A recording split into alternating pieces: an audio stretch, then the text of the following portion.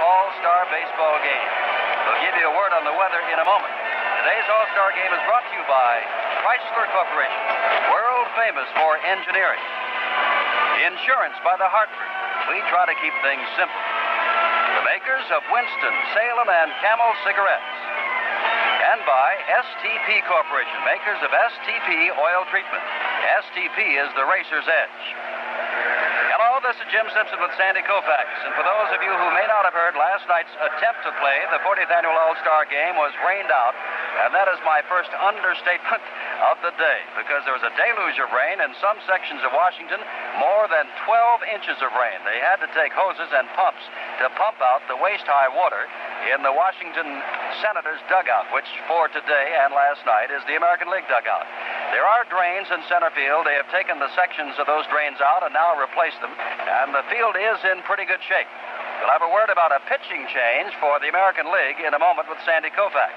This broadcast is authorized under broadcast rights granted by the Commissioner of Baseball solely for the entertainment of our listening audience. And any publication, rebroadcast, or other use of the descriptions and accounts of the game without the express written consent of the Commissioner of Baseball is prohibited.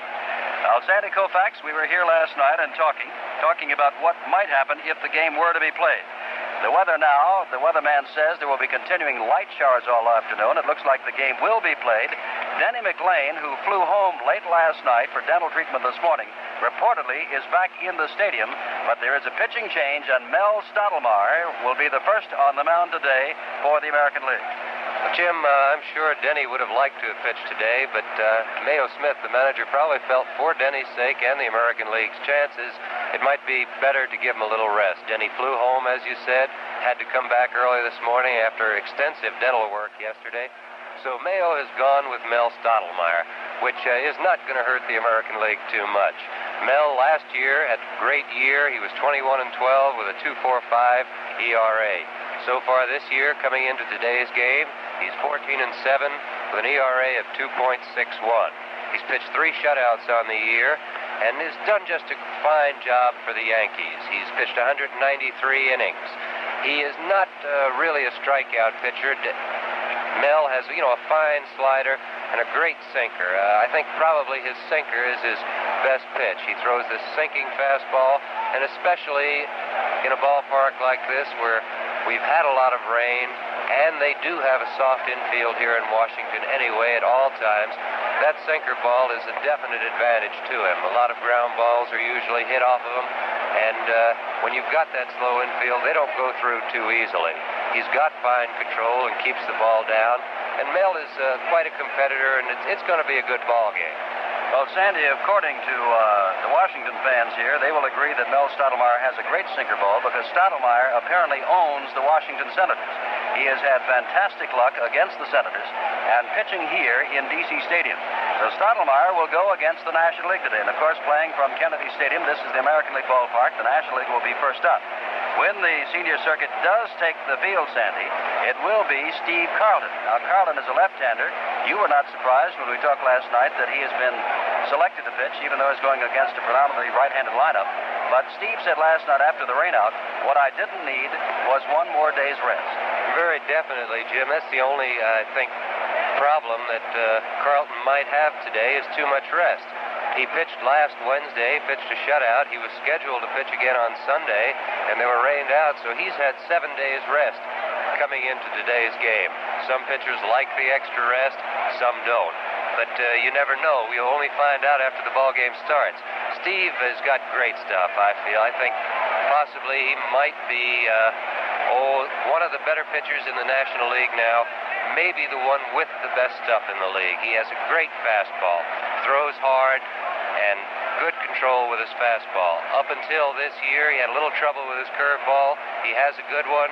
He didn't have good command of it. He didn't get it over as well as he would like to. This year, he's come up with a slider. The slider's been a big pitch for him. It gives him a curveball or a breaking ball, if you want to call it, that he can get over the plate and made it doubly tough on the hitters. He keeps it on the inside corner to the right-handers and out away from the left-handers, and this makes him awfully tough. And as far as being a left-hander against all that right-hand power, if you have this kind of stuff, it shouldn't make a lot of difference. Well, those are the pitchers, and Steve Carlton right now is warming up down below us, right at back of home plate, slightly off to the left in front of the National League dugout. Mel Stottlemyre has gone to the bullpen, which is located out in left center field, and he is warming up out there. Down to our right, alongside of the American League dugout, is the United States Navy band, dressed in their whites. And of course today, the man who will throw out the first baseball, as a matter of fact, he will throw out two. One to the American League catcher Bill Freehan, one to the National League catcher Johnny Bench, and there's a story there, will be Vice President Spiro Agnew. President Nixon wanted to be here last night, but of course the game was rained out, and he has started on his round-the-world trip, which will take him to the Pacific on Thursday to meet our Apollo 11 astronauts. A late word on them. They are now awake after a 10-hour sleep and are about 125,000 miles from Earth. And throughout this afternoon, not only will we keep you abreast of the All Star Game, but the return flight of Apollo 11 and our astronauts who have been to the moon, Neil Armstrong, Edwin Buzz Aldrin, and Michael Collins. But Spiro Agnew will be here this afternoon, but a lot of people will not be here this afternoon, because what do?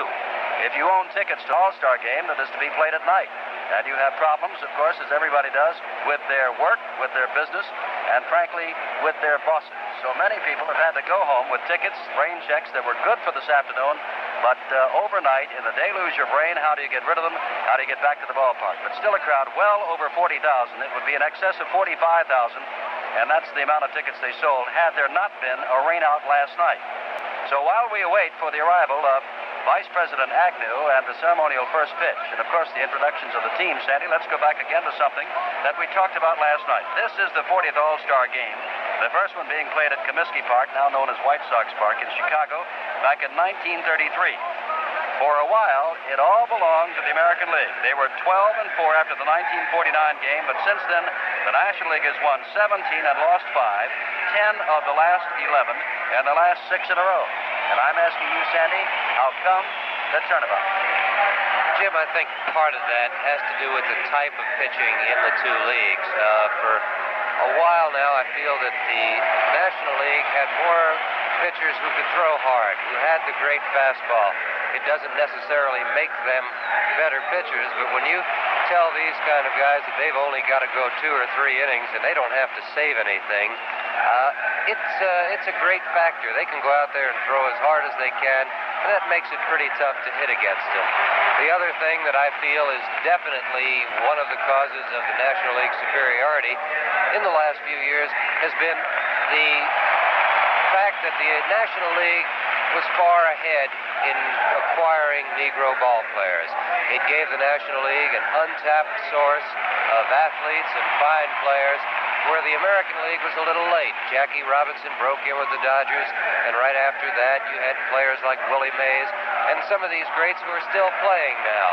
And I think this is a big factor. I think there were some clubs in the American League that were very far behind the National League in that, and I think that made a big difference in the last 10 years. Well, of course, in the last 3 ball games, there have only been 7 runs scored altogether. Last year's game was won 1-0 by the National League.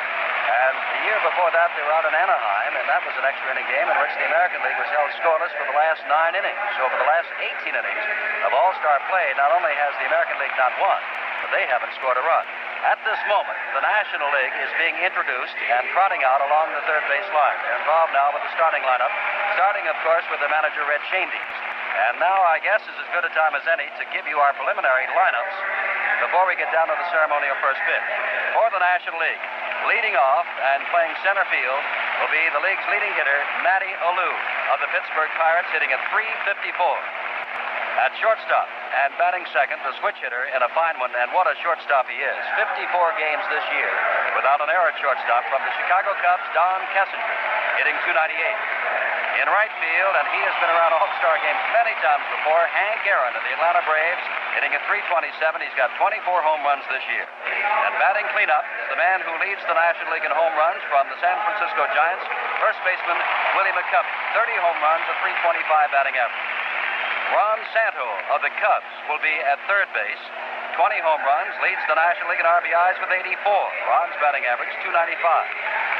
Making his first appearance, Cleon Jones of the New York Mets, hitting .341. And Jones is happy to be here, and of course the Mets are happy to be where they are in the National League standings.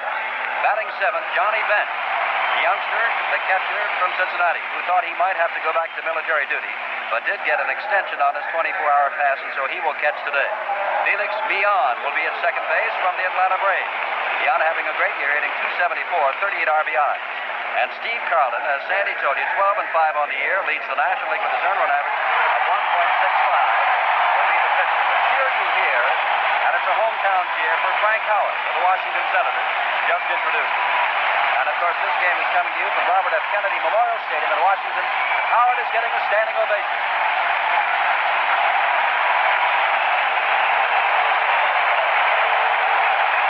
Jim, knowing Frank, having played with him, all I can tell you about Frank right now is he is embarrassed during this. He's one of the most bashful of people and just a great guy, and I think he's embarrassed a little bit by the standing ovation. Pleased, too, I'm sure. And if there's a man that was glad there was a postponement last night, Sandy, it is Frank Howard, who had intestinal flu over the weekend. And last night's delay gave him one extra day of rest. Now for the American League. Rod Carew, who leads the league in batting, will lead it off, hitting at .364. So the league's leading batters are leading off for both the National and the American League. Carew, of course, from the Minnesota Twins. Batting second, and what a year he is having. Reggie Jackson of Oakland playing center field. He has 37 home runs to lead the majors, hitting at .287. Frank Robinson, the only man to be most valuable player in both leagues, from the Baltimore Orioles and hitting .329 this year, will be in right field. And of course, he is now starting his second game as an All-Star for the American League. He did the same thing for the National League, and that is another record for Frank. Boog Powell hitting just under .300 at .299, 86 RBIs, 24 home runs. The first baseman from Baltimore will bat cleanup.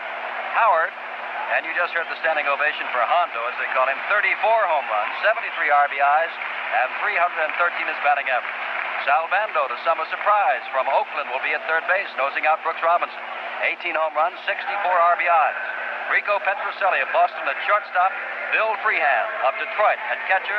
And Mel Stottlemyre of New York, the pitcher. The announcement now for the Vice President of the United States, Spiro Agnew, who will enter through and is now stepping up the American League dugout steps and onto the field. David Eisenhower, the son-in-law of the president, is with him, along with other aides, as President Nixon is now winging his way west. The president said at a reception this afternoon, some suggested he might leave in the fifth inning, and Mr. Nixon said, "I am a true baseball fan. I'm going to stay for the whole game." The problem was last night's game was rained out. It is cloudy and overcast here today. And there is the possibility of showers throughout the afternoon. The umpires have now taken the field. And now the United States Navy Band. They will play the national anthem, and afterwards there will be a prayer for our returning astronauts, Neil Armstrong, Buzz Aldrin, and Michael Collins.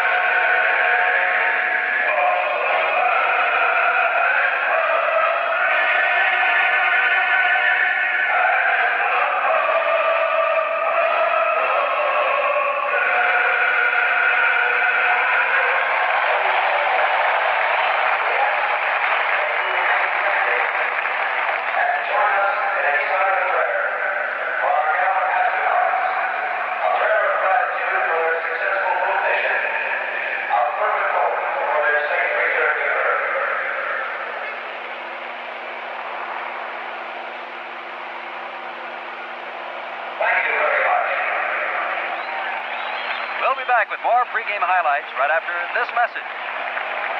This is the place, the summertime place. WNBC, Radio 660, and WNBC FM New York. This is Charlie Brown. Spend your summer with me. Weekdays, 3 to 7 p.m. Right here. In New York, WNBC. This is the place, the summertime place. 660 WNBC.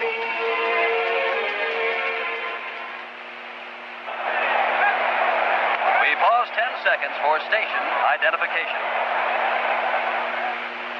This is the place for Joe O'Brien. Weekday mornings 5 to 9.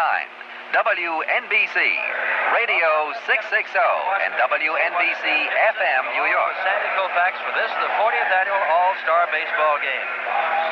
Vice President Agnew has thrown out the first pitches to National League catcher Johnny Bench of Cincinnati and American League catcher Bill Freehan of Detroit. Along with him in the box, as we said, not only David Eisenhower, but Tricia Nixon, not Julie, David's wife, but Tricia Nixon, and owner of the Washington Senators, Robert Short.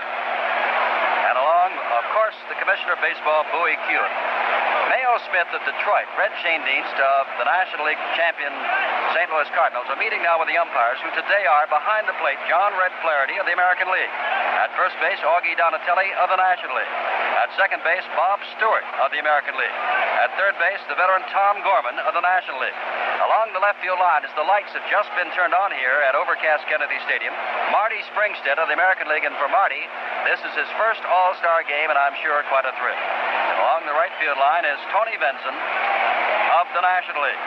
And the National League, of course, will bat first against Mel Stottlemyre. Somewhat of a surprise today, Denny McLean flew home last night for what he said was necessary dental work that took place at 7 a.m. Detroit time this morning. The American League will bustle onto the field in just a moment, and we'll find Boog Powell at first base, Rod Carew at second, Rico Petroselli at short, Sal Bando at third, Frank Howard in left, Reggie Jackson in center, Frank Robinson around in right field, Bill Freehan behind the plate, and Mel Stottlemyre, the pitcher. And as they come out again, and Stottlemyre, Sandy Koufax will take his warm-ups in a few moments. Again, a word about the surprise starter for the American League today, Mr. Stottlemyre, as the American League bustles on the field. Jim, as we said earlier, Mel is a great pitcher, fine pitcher. It's only a surprise because Denny didn't insist on starting, but I guess Mayo Smith figured that it was best to give him a little bit more rest. Stottlemyre is what we call a sinker-slider type pitcher. He has the good stuff that he keeps very low. He has fine control. He makes a lot of hitters hit the ball on the ground, which is a very good thing in this ballpark. It's always a little slow in the infield, wet, especially after the rain. The infield will be slow, and it's awfully tough for the hitters to get the ball past the infielder. So Stottlemyre has always pitched well here in Washington, especially against Washington. But he seems to like this ballpark, so he probably is capable of doing a very fine job today. He'll be facing Matty Alou of the Pittsburgh Pirates, who leads the National League with a .354 batting average, Don Kessinger of the Chicago Cubs, and Hank Aaron here in the top of the first inning. And remember that this is an American League ballpark, Kennedy Stadium in Washington, and the predominant cheers here today will be for the underdog American League, which has lost 10 of its last 11, its last 6 in a row. And hello to you from Washington, not only to the folks here in the United States, but via Armed Forces Radio. We're being shortwave to Americans living abroad and our servicemen in Vietnam, the Far East, Latin America, and Europe. We hope you enjoy this, the 40th annual All-Star Baseball Game from Washington, D.C. High humidity, very slight breeze, and the temperature about 80 degrees. Rain is forecast. It rained for more than an hour before the game. But we're going to get started, Sandy. Alou steps in, left-handed batter, against Stottlemyre. Stottlemyre likes to keep the ball low, and of course Alou likes to chop the ball into the ground and try to beat them out. And with that in mind, Sal Bando, the third baseman of the Oakland Athletics, comes in on the grass at third base. Stottlemyre looking into his catcher, Bill Freehan of Detroit. The first pitch is on the way, and it's outside ball. And not thrown too hard, Sandy. Looks like he changed on the very first one. Jimmy threw a curveball the first pitch to Alou, but the whole infield is halfway. They're in a little bit. A little looper over shortstop, and on the second pitch of the game, Alou has a base hit. Jim, watching that ball hit in the outfield today, it's going to be a little tough. The ball hit the ground and just died there. And after all the rain we've had in the last few days here in Washington, the outfield is going to be just a little tough to play, which could hurt the American League. They really don't have a center fielder in the lineup. Don Kessinger, switch-hitting shortstop of the National League from the Chicago Cubs, hitting .298, steps in, not a power hitter. Don was a right-handed hitter, and in May of 1966, Tony Kubek of NBC and I were there at Wrigley Field when he tried it. He began to switch hit, and he has developed into a fine hitter. Again, halfway, Kessinger swings and fouls the first one off toward the National League dugout, and it's one-handed by a spectator along the sideline. Matty Alou at first base, hitting the 1-0 pitch. And as Harry Walker taught him, Alou, not much of a hitter with the San Francisco Giants, and he won the batting championship in his first year with the Pirates under the tutelage of Harry the Hat Walker, going with the pitch. And he did that for a single to left. Now, a one strike to Kessinger. The pitch is grounded toward Boog Powell. Fumbles the ball momentarily. Finally goes to Stottlemyre, covering at first, and has Kessinger, who falls in the grass. Powell might have had a chance for a double play, but had a difficult time, Sandy, getting the ball out of his glove. Very definitely, Jim. And Matty Alou, who runs well, had the play. And once Boog bobbled it just a little bit, Matty had the play beat there. And it was awfully close at first. Kessinger fell, but he fell tripping over Stottlemyre at first base. They just did get Kessinger at first. Well, Alou is down at second base now. One out in the top of the first inning, no score. And Hank Aaron steps in. Aaron of the Atlanta Braves hitting .327, 24 home runs, 58 RBIs. And Hank has been around before. This is his 12th All-Star start. At his 18th game, he's tied with Ted Williams for third. Surprising thing is, Hank, with those quick wrists, has only one hit in All-Star play, a single. Outside to Freehand. Blown away, ball one. A muggy day in Washington, and you would not have believed the rain of last night. They had to pump out the American League dugout, and one area received more than 12 inches in the 3-hour period. 1-0 pitch to Aaron. It gets away from Freehand. Alou's going to try for third. Throw by Freehand down there, safe. Jim, that could also be a big factor in today's game. The National League has very good speed in their lineup. Freehand is a fine catcher, but he does not have the great arm of, say, a Johnny Bench for the National League. Freehand does a fine job behind the plate, but just physically, he hasn't been as gifted as some other catchers who do have the great arm. Well, Dick Young of the New York Daily News, Bob Addy of the Washington Post, and Merle Whittlesey of the Washington Star are the official scorers, but as of this moment, they have not scored whether or not that is a pass ball on Freehand, a wild pitch, or a stolen base. Care to take a guess? 2-0 to Aaron. Swing and a miss, strike one.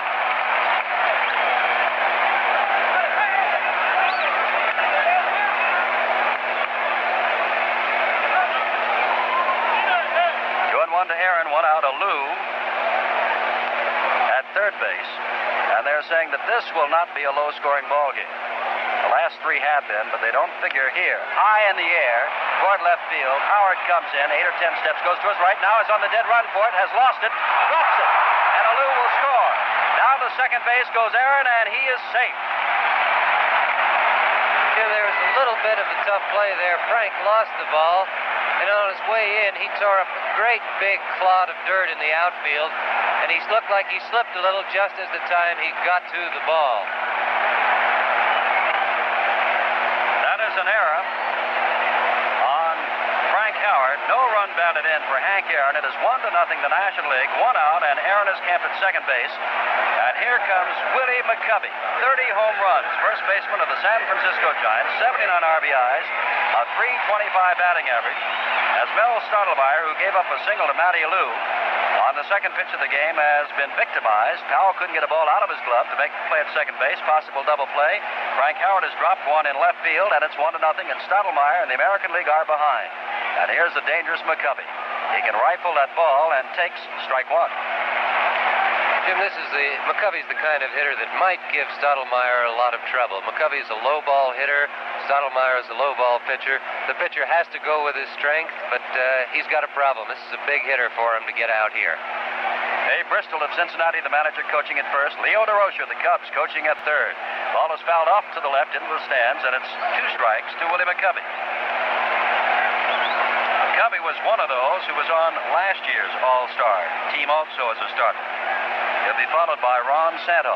This is a ballpark, as I started to say, in which the baseball usually travels very far and very well. But it is a muggy and humid day. It could slow it down somewhat. But they expect a lot of runs. Right now, it's 1-0 the National League. McCovey waits on the 0-2 pitch, grounds the ball towards second base. Rod Carew is there and flips over to first to Boog Powell. Who's going on to third is Hank Aaron. There are 2 down with Ron Santo, the batter.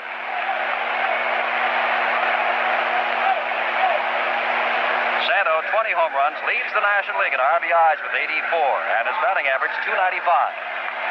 1-0 the score. The National League, 1 run, 1 hit, no errors. The American League hasn't come to bat yet, but on the scoreboard it shows 1 2-base error that allowed a run to score by Frank Howard, the hometown favorite, in left field.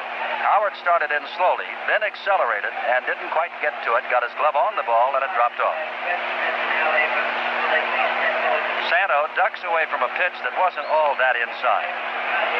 When Alou went to third base, it has been judged as a wild pitch.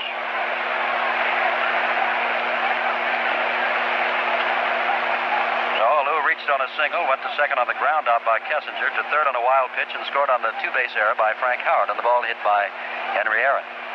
Ground ball, chance for Bando at third, backs up, now rifles across to Powell at first, and the American League is out of the inning, but not before the National League scores. On Alou's single, ground out, wild pitch, and came in on the air, and in the middle of the first, it's the National League 1, the American League nothing. It's the Yankee Doodle. Yankee Doodle went to camp, riding on a pony, stuck a feather in his hat and called it macaroni. What did he call it? Macaroni. After a child has been in a bad accident, how can an insurance company help him to laugh again? The Hartford knows that money alone can't do it, but people can. Doctors, specialists, therapists when they're needed, to treat the injuries, to soothe the shock. And getting them there fast can also help. At the Hartford, we know it's often the kind of help you bring in at the start that determines whether or not there'll be a happy ending. Insurance by the Hartford. We try to keep things simple. We pause 30 seconds for station identification. When something goes wrong with your eyes, ears, or any other special part of your body, you want the very best medical care, so you go to a specialist. Well, the same rule holds true if something goes wrong with your transmission. You're safer with AMCO because AMCO is a transmission specialist. Each of the 550 AMCO centers fixes transmissions only. AMCO has the special tools and specially trained mechanical men to give your transmission the very best mechanical care. Come into AMCO, AAMCO. Remember, you're safer with AMCO. WNBC, AM and FM, New York. Jim Simpson with Sandy Koufax. Rod Carew, the first batter for the American League, steps in, and it looks like we've got some sunshine. Steve Carlton, the pitcher, inside ball 1. Willie McCovey, the Giants, at first base. Felix Biana, the Braves, at second base. Don Kessinger and Ron Santo at shortstop and third base, both from the Cubs. Pitch to Carew, foul tipped. It is 1-1. In the outfield, Cleon Jones of the Mets in left. Matty Alou of the Pirates in center, Hank Aaron of the Braves in right, Johnny Bench is behind the plate, and Carlton, the pitcher, with a 1-0 lead, and it's 1-1 to Carew. Leads the American League in batting with 364, lines this ball to left over quickly as Cleon Jones went away. Jim, we talked about the amount of rest that Carlton has had earlier. He's had 7 days. This probably won't affect the kind of stuff he has. He has good stuff, and the extra rest isn't going to hurt that. It could affect his control a little bit. Having been rained out on Sunday, possibly not having had a chance to throw since maybe Friday of last week, that could affect his control in this game. Reggie Jackson in, hits the first pitch, pops it up. It may make the stands. Over quickly comes Ron Santo near the stands and has it. And on the first pitch, 37 home run hitter, Reggie Jackson is retired on a fine play by Santo, who had to put his glove up between several outstretched hands of the fans. That'll bring up Frank Robinson in this 1-0 ball game. Last of the first inning, National League leading, 329 Frank's average, 22 home runs, 64 RBIs. And thus far, Steve Carlton has faced 2 left-handers. Robinson is his first, and Steve has only thrown 3 pitches and has 2 men retired. Robinson, the right-handed batter, stepping in against Carlton. Steve throws a breaking pitch, and it's ball 1, inside. Big Boog Powell hopes that he gets a chance to bat, standing in the on-deck circle. Carlton ready again. Throws fastball, and it's strike 2 as Robinson took a big cut. Or rather, strike 1. 1-1 to Frank Robinson. Alvin Dark of the Cleveland Indians Manager there is coaching at third base today, and Earl Weaver, and aren't his Baltimore Orioles doing something? Coaching at first. Fouled off by Robinson, it's 1-2. Frank Robinson is one of the big reasons why Earl Weaver's team in the Eastern Division of the American League is leading everybody else by 11 games. The National League has that unearned run, top of this inning. American League trying to get something started, and Robinson is called out on a breaking pitch on the inside corner. No runs, no hits, no errors, none left. At the end of one, the National League won, the American League nothing. Hiking down the dusty trail, hear them old coyotes wail. I'd walk a mile for a camel. I'd walk a mile, wouldn't you? I got a wandering soul, beat up boots with a great big hole. I'd walk a mile for a camel. This message was strictly for smokers who never tasted a Camel cigarette. Camel smokers, you know what we mean. You other guys, start walking. Hi, Kurt Gowdy. How'd you like to get a Techmatic razor by Gillette? America's #1 selling razor, free. That's right, a Gillette Techmatic free. It's yours when you buy Gillette's new 10-edge adjustable razor band. Look for the special package from Gillette. A new 10-edge adjustable razor band for $1.79 and a Techmatic razor free. That's quite a deal for the closest, cleanest shave you can get. So why not get your Techmatic now while this free offer lasts? At Kennedy Stadium in Washington, Jim Simpson speaking, and Sandy Koufax. That error charge to Frank Howard that has allowed the only run was indeed, it did not look at it at the time, but looking at the flags, a difficult play. Jim, it was a difficult play on the fact that Frank has played here all year, and he doesn't expect balls hit like that not to carry out to left field. The flag is blowing straight in from left toward the first base dugout, first base dugout, and I think it held that ball up, and in addition, Frank slipped. But that's just what happened to Stottlemyre. He didn't have a ball hit hard, yet he's behind 1-0. Here's Cleon Jones, cross town from Stottlemyre, the Yankees. Cleon's with the Mets, hitting .341, 10 home runs, 56 RBIs, and having a wonderful year. Swings on the first pitch. Petrocelli makes a dive, flips to Carew, one hands it to first base. Despite the fine play, he's safe, base hit. But that is all-star play, and listen to the crowd. Jim, this is a totally different crowd. It's really not partisan. They're here to root a little bit for the American League, but they're here to see great baseball, and they applaud everybody and everything. Here could be, according to many baseball pundits, the future superstar of the National League of tomorrow. He is already an all-star. Johnny Bench, the catcher of Cincinnati, hitting at .317, 12 home runs, 47 RBIs, a youngster from Oklahoma who yesterday met the President of the United States and today caught the first pitch from the Vice President of the United States. Almost went for the pitch on the outside corner, which is a called strike. Jones at first base is a threat to steal. Boog Powell is holding him on. And Stottlemyre looking in. The lights have been on. There is a wind blowing. Rain is forecast, light showers for this afternoon. We had one before the game. Next pitch is low from Stottlemyre, who is a sinker ball pitcher. And that's 1-1. The Navy band is seated out. Well, they could be hit by a ball because they're seated behind the fence in fair territory in right field. And with folks like McCovey, could be problems. Blue Moon Odom looks to be warming up as Bench swings and misses. Odom having a great year also for the Oakland A's.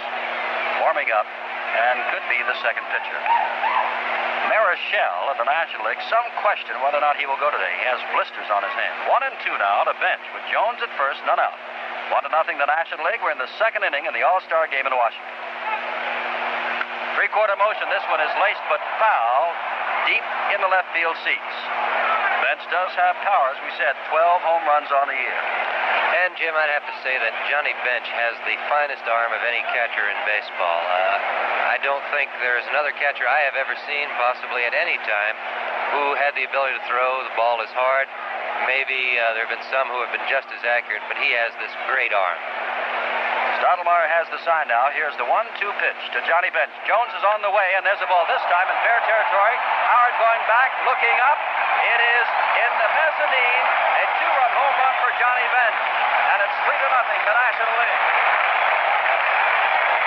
Jim, you talking before the ball game about people having trouble with their bosses and possibly not being able to get to the game. Well, Johnny Bench got permission from the first sergeant, and all of a sudden he's hit a home run and driven in 2 runs here in the second inning. Well, right now, you have nearly as many runs as have been scored in the last 2 All-Star games. 2 years ago, it was 2-1. Last year, it was 1-0. Already, it is 3-0. The National League. Here is Felix Millan, still nobody out. Millan with 5 home runs, 274, right-handed batter. Hits the first pitch on 1 hop to Boog Powell, who steps on first, and there's 1 out.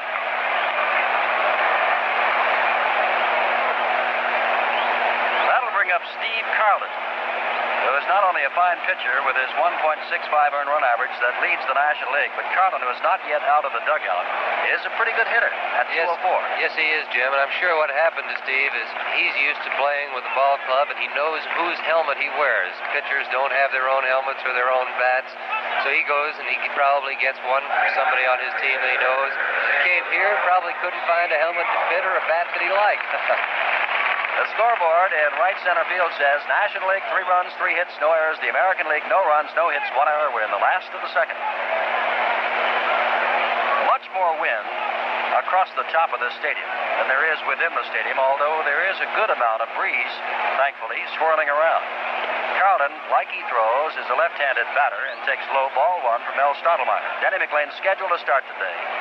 Had a dental appointment this morning in Detroit, got back, but did not start. Stottlemyre's behind 3-0. There's a swinging strike to Carlton. First run was unearned. Lou reached on a single, went to second on a ground out, to third on a wild pitch, and scored when Howard dropped Aaron's pop fly in left. But these last 2 have been base hits. Swing and a miss, or I should say foul ball by Carlton. It's 1-2. Jones had an infield hit to lead it off, and Johnny Bench hit a 1-2 pitch into the mezzanine in left field. And it's 3-0. It is humid. Stottlemyre takes time to wipe his brow. 1-2 the count with 1 out, none on. Swings at a low pitch, and Carlton strikes out. That's the second out of the second inning, and the first strikeout for Stottlemyre. You can hear the crowd buzz. Sandy said it is a nonpartisan crowd, but it is a Washington, D.C. crowd, and they're well aware that the National League has won for the last 6 years, 10 of the last 11, and they're well aware that the American League, and there are many American Leaguers here, would like to do something about it. They're down 3-0. Here's Matty Alou, who singled and scored the first run. This one, he fouls off to the left. Alou chops, or I should say chokes up on that bat quite a bit, tries to punch the ball or hit down on it, hit it into the grass, and on a day like today, where it'll slow down quite a bit, he could beat it out. Sal Bando of Oakland in again at third base. 1 strike pitch is low, 1-1.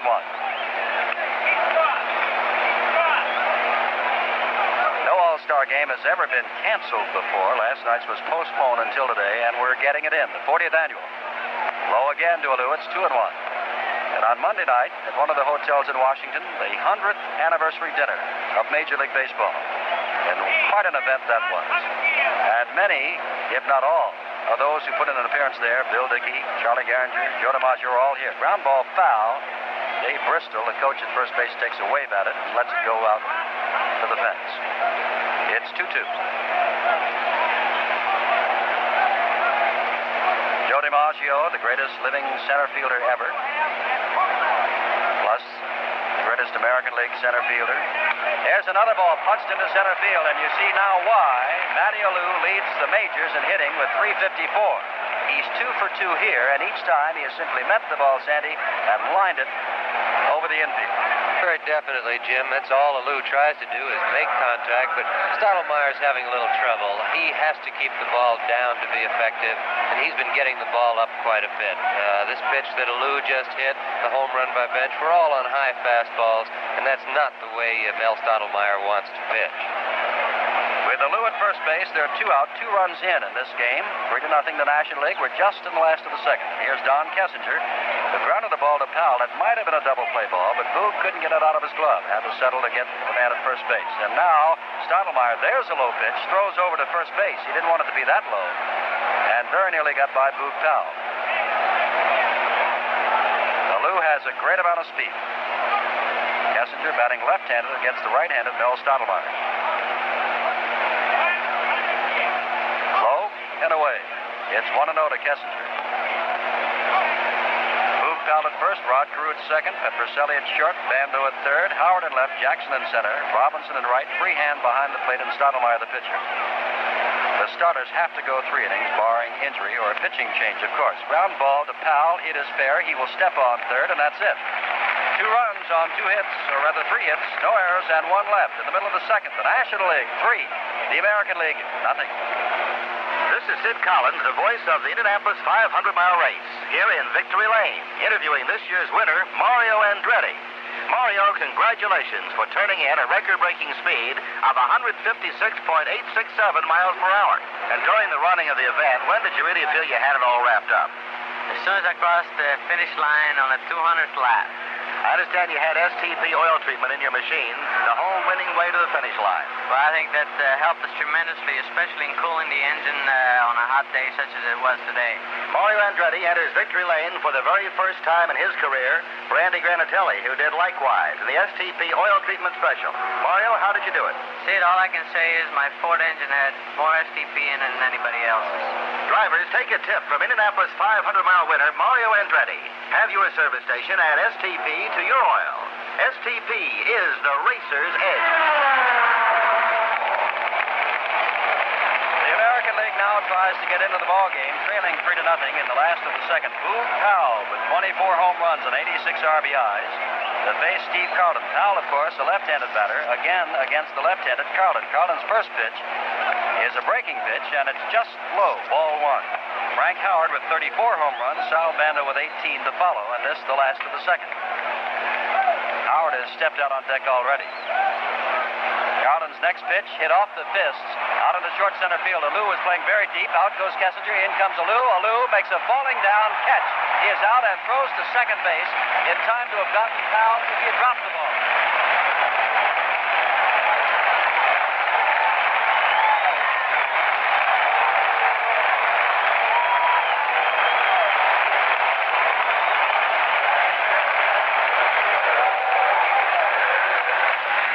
Applause for Matty Alou and also for Frank Howard.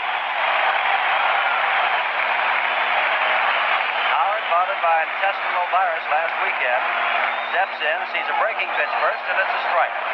And on the hand. 1 out in the last of the second. Right back again with a breaking pitch. This one is low and inside, 1-1. Howard this year has been trying to wait on the pitch longer and punch it more for base hits to all fields. The power he has takes care of itself. And he has wound up with 34 home runs. Deep center field, look out! Could hit the upper deck. And does!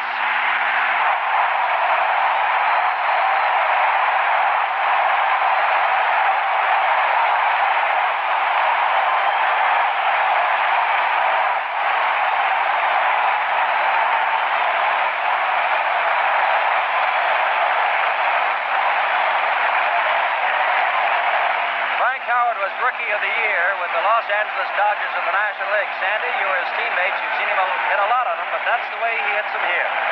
Jim, well, Carlton tried to throw him the curveball and got behind him, then had to come in with the fastball, and Frank just ripped it into center field.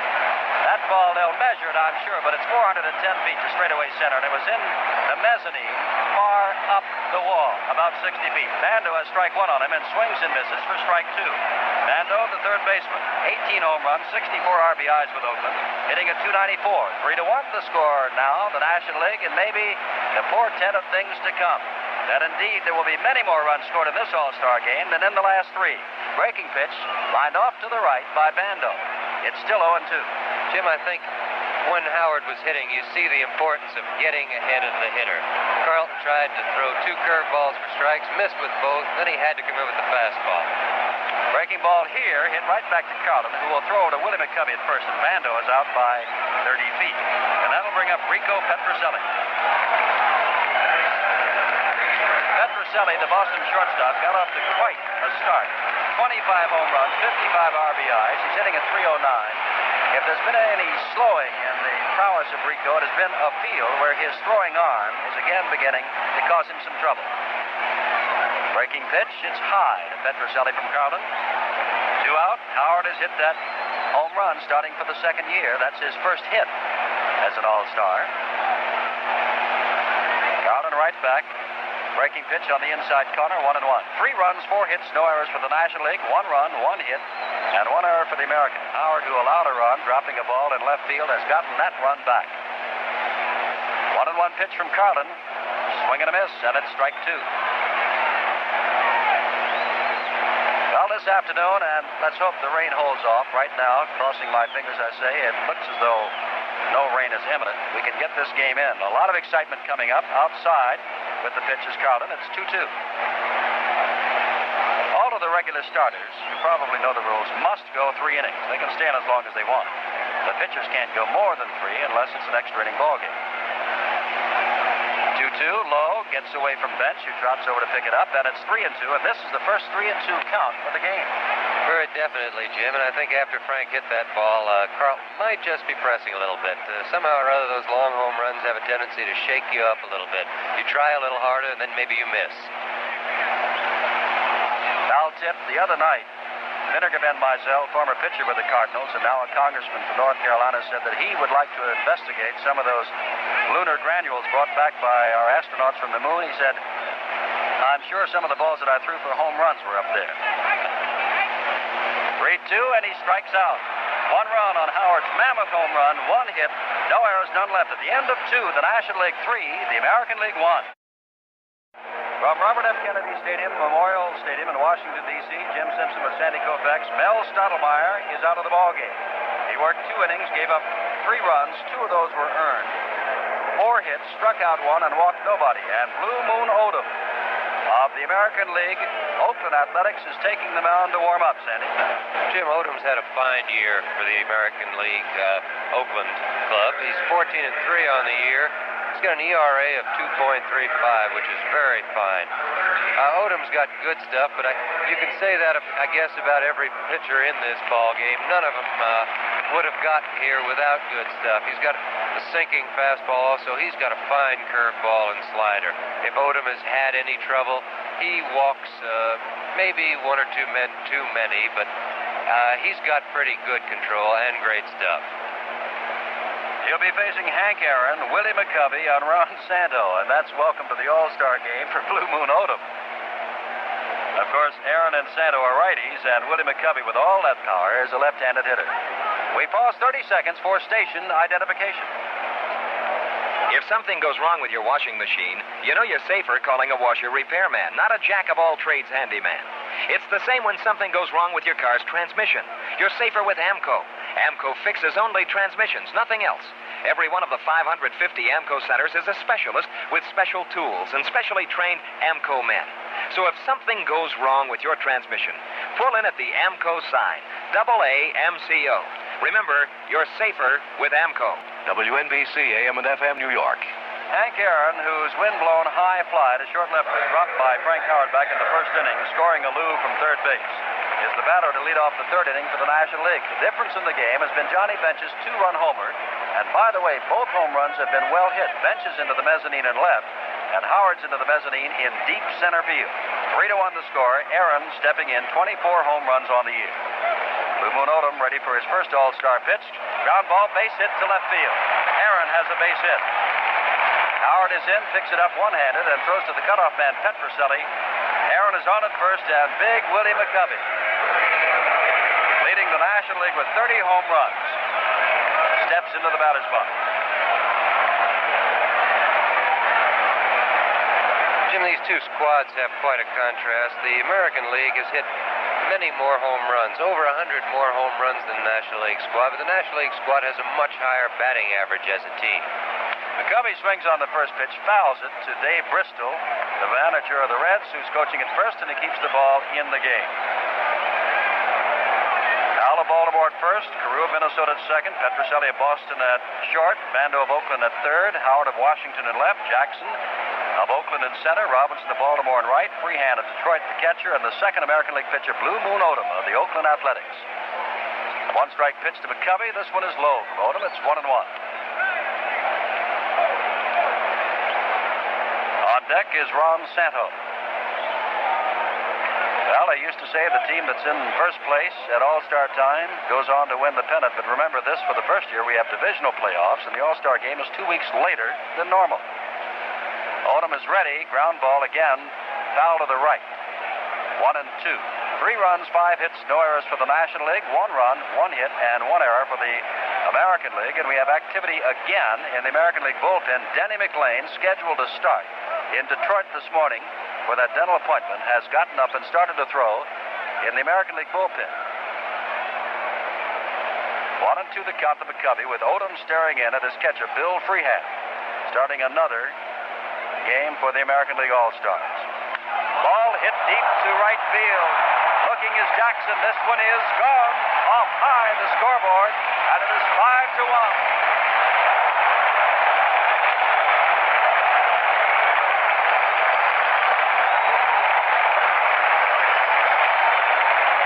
Everybody talked about this game, said it was not going to be a low-scoring game. Well, I guess the experts pretty much knew what they were talking about. There have been balls hit very hard in this ballgame. The ball McCovey just hit, that was just a line drive that never came down, went right up against the scoreboard. And of course, Sandy was to the left, much to the left, to the mark in right center field, which says 378 feet. So it is 5-1, the National League. Here's Ron Santo, grounded to third. Odom a little upset, puts this ball in the dirt and past Freehan, and it's 1-0 to Santo. Well, this could be one of those high-scoring games. Last year it was 1-0. The last 2 years 2-1. Already it is 5-1. But there is a similarity. Here's a ground ball. Petroselli backing it short, throws on to first to Powell, low throw, but they're in plenty of time for the first out of the National League third. I was going to say before, Jim, that Mayo Smith may use a pinch hitter next inning when he had McLain warming up, but now I'm sure down 4 runs, he'll definitely go with the pinch hitter. This will probably be Odom's only inning in the ball game. Leon Jones, who got on with a base hit, a magnificent stop by Petroselli, who flipped to Carew, who threw to first, but Jones beat it out for the base hit. Jones, in his first All-Star game, has a base hit, 1 for 1, and up for the second time. Well, I said that there are many similarities, or unusual things, as opposed to scoring here in the last 3 games, but the similarity is the National League is on top again. Outside and low from Odom, it's 1-0. They've won 10 of the last 11, their last 6 in a row. And since 1949, have won 17 and lost only 5. 1-0 pitch to Jones is low, and it's 2-0. Carlton has 1 more inning to throw, of course. He has a 3-run lead, could be the winning pitcher, and as yet the second National League pitcher has yet to begin to throw. 4-run lead, I'm sorry. Ground ball to Petroselli, off his foot. And Jones is safe at first base. And they're the first boos we have heard today. Well, I'm sorry I said that this was an impartial crowd, Jim. I guess they really are rooting for the American League.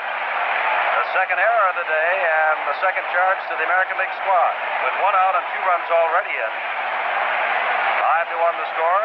Johnny Bench with a 1-2 pitch into the mezzanine seats in left field steps in this time to face Odom. His home run came off the starter, Mel Stottlemyre.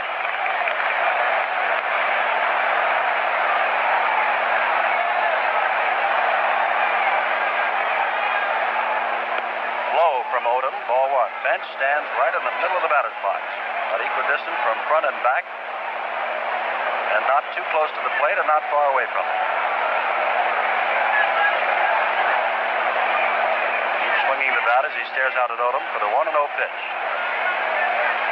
Jones slight lead at first base. The throw is on the outside corner. Strike 1. Well, there have been a lot of pennants around here. Hit it here, Reggie. Hit it here, Frank. Who's going to be first? And in center field, this is the truth. Very near where Howard hit it, there was a flag that said, with a bullseye on it, who's to be first, Reggie or Frank? It was Frank, at least in center field. 3 home runs thus far in the game. 1-1 pitch. Nope, it's a check at first base by Odom, and Jones is back in plenty of time.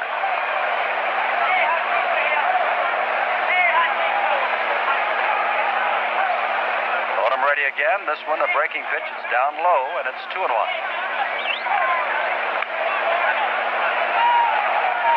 2 runs have scored on homers by Bench at bat now and by Willie McCovey. One for Washington is Frank Howard, the only run for the American League. 5-1. Change up, and it's lined into right field, and Bench keeps on hitting around. Second base goes Cleon Jones, and the ball dies in the outfield. It is wet. Robinson picks it up, throws it to Boog Powell, men on first and third with one out. And, of course, the man on third base is Jones, who reached on the arrow. Jim, so far this has gone all the National League's way. There have been balls hit very hard, but there have been some that haven't. The last one here by Bench was hit on the end of the bat, and it just got over the head of the infielders and just died on the grass. So far the National League's had it that way, but it's a long way to go, and that could turn around before the day is over. One out, and the infield out double play depth with men at first and third. And Felix Millan, who grounded to Powell unassisted, is at the plate and takes low from Odom, ball one. Millan last time hit the first pitch. This time he stared at a low pitch. National League got a run in the first, two in the second, and two here in the third. Odom comes back low, free hand, blocks it, keeps it in front of him. No advance by the runners. 2-0. Odom now stares out to center field. Now looks over towards left and takes a deep breath before he stares into free hand.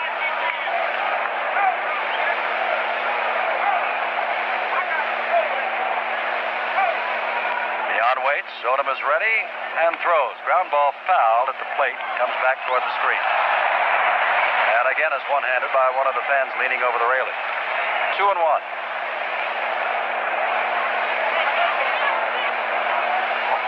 Win or lose, Sandy, and the score is now 5-1 in the National League. We can say we are only glad the weather relented to allow us to see this 40th annual All Star Game in Washington on the occasion of the 100th anniversary of Major League Baseball. 2-1 pitch from Odom. Ground ball, bounding, and it is fair ball over the head of Bando down along the left field line. One run it is. It's 6-1 the score. Bench comes around second. Howard has time picking up the ball, and Bench will score.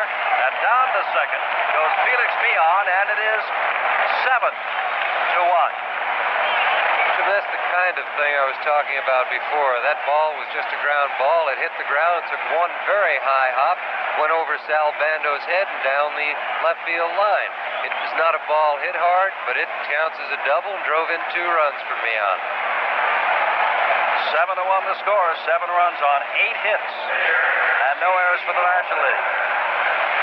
And here is Steve Carlton, who stands to benefit, and if Carlton is not the winning pitcher today, this is going to be one of the wildest All-Star games you have ever seen. He's got a 6-run lead. Millan down at second.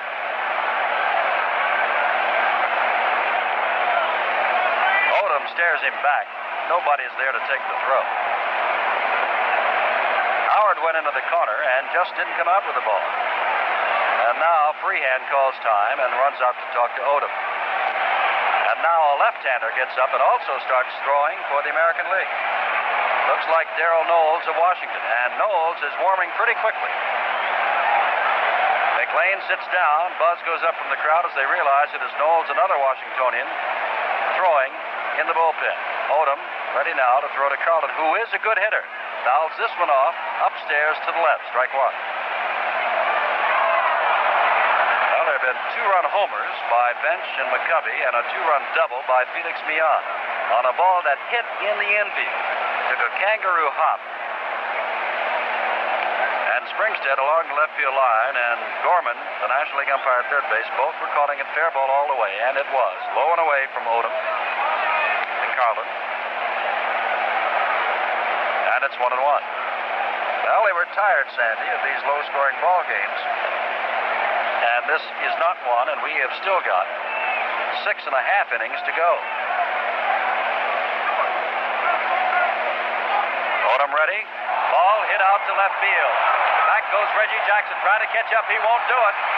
And the 8th run will score, and Carlton has a double. We said he's a good hitter. He's not only a good hitter, but he has got a 7-run lead.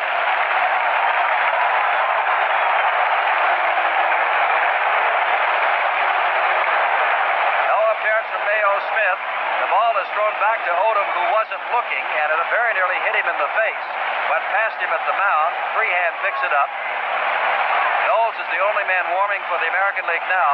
8 runs, 9 hits, no errors for the National League. 1 run, 1 hit, 2 errors for the Americans. And the National League very quickly in front. Boog Towel, Bando over to talk, and I think, Sandy, they're simply trying to give Knowles more time.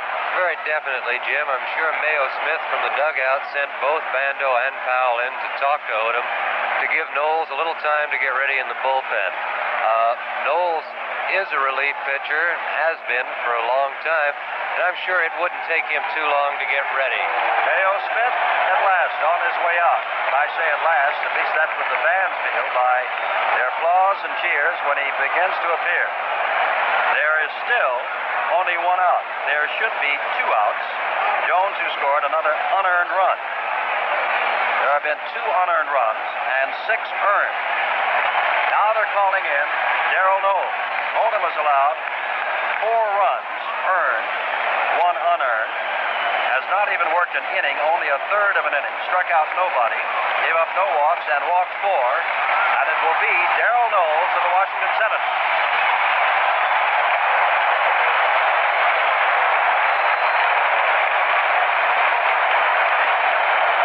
Makes that 5 hits to Blue Odom.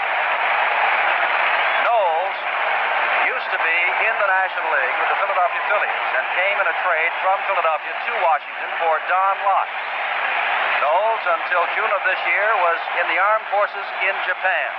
He came back and is now getting a standing ovation as he is brought up toward the pitcher's mound in the cart.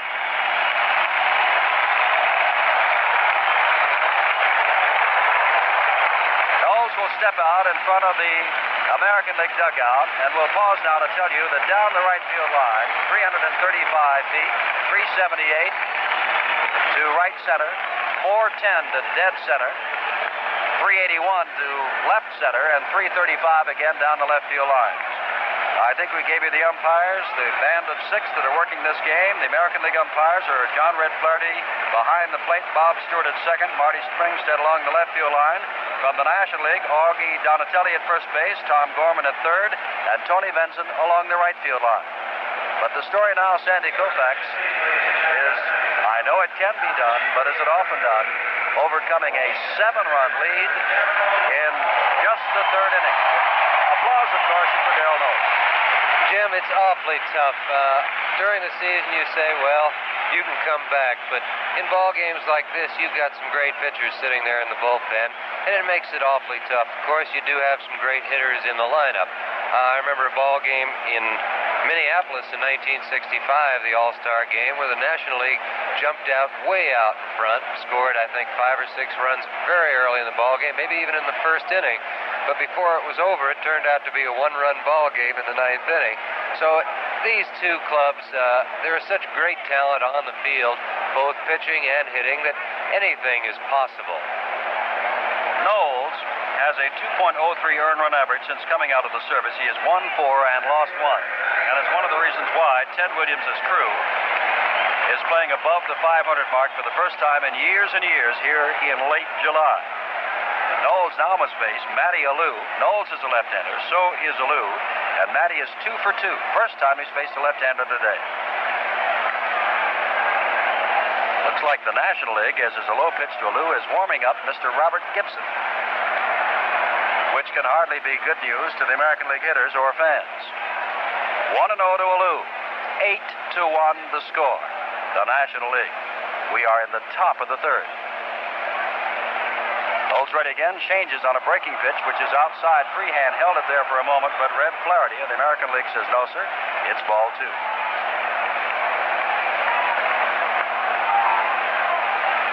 Well, we had thunder and lightning of a different sort last night, but there's been plenty of it here today. Not of the weather's making. Knowles is right back, and this time he misses just inside. Carlin, of course, is stationed down on second base with his double. Well hit to left center field. And that was enough for manager Mayo Smith. 3-0 now as Knowles has missed on 3 straight pitches. And only on the first was he far off the mark. Alou's waiting on it, and it's strike 1.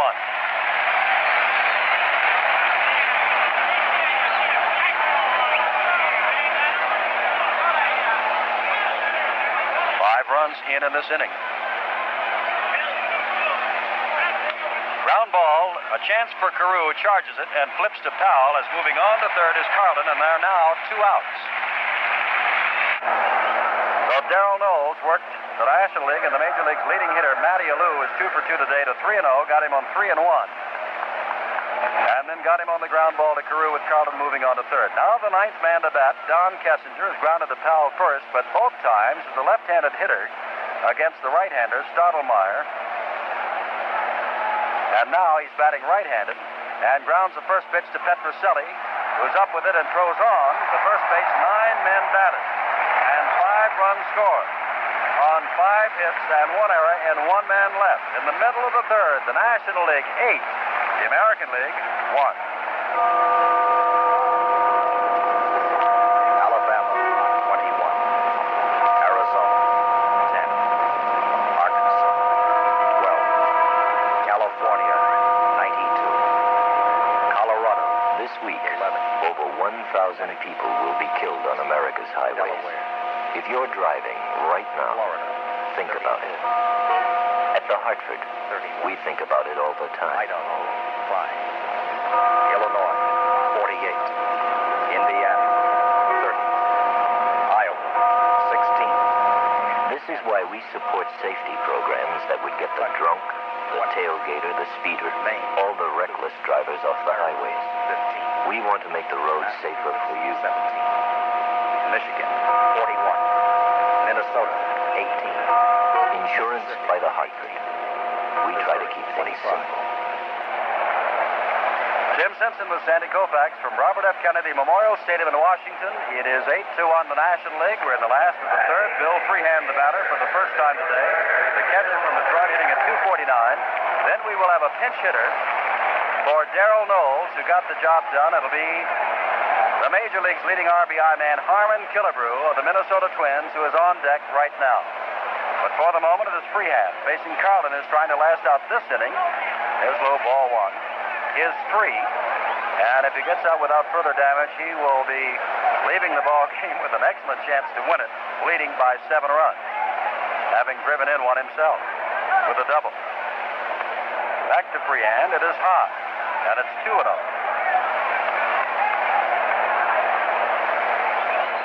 Bob Gibson continues to warm up, so Red Schoendienst apparently is going with 2 of his own men here in the National League game. As the 1-2 punch. Long drive from Freehand. Look out.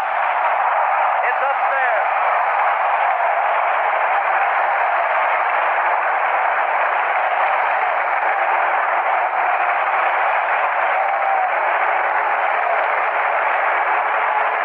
And it's 8-2, Sandy.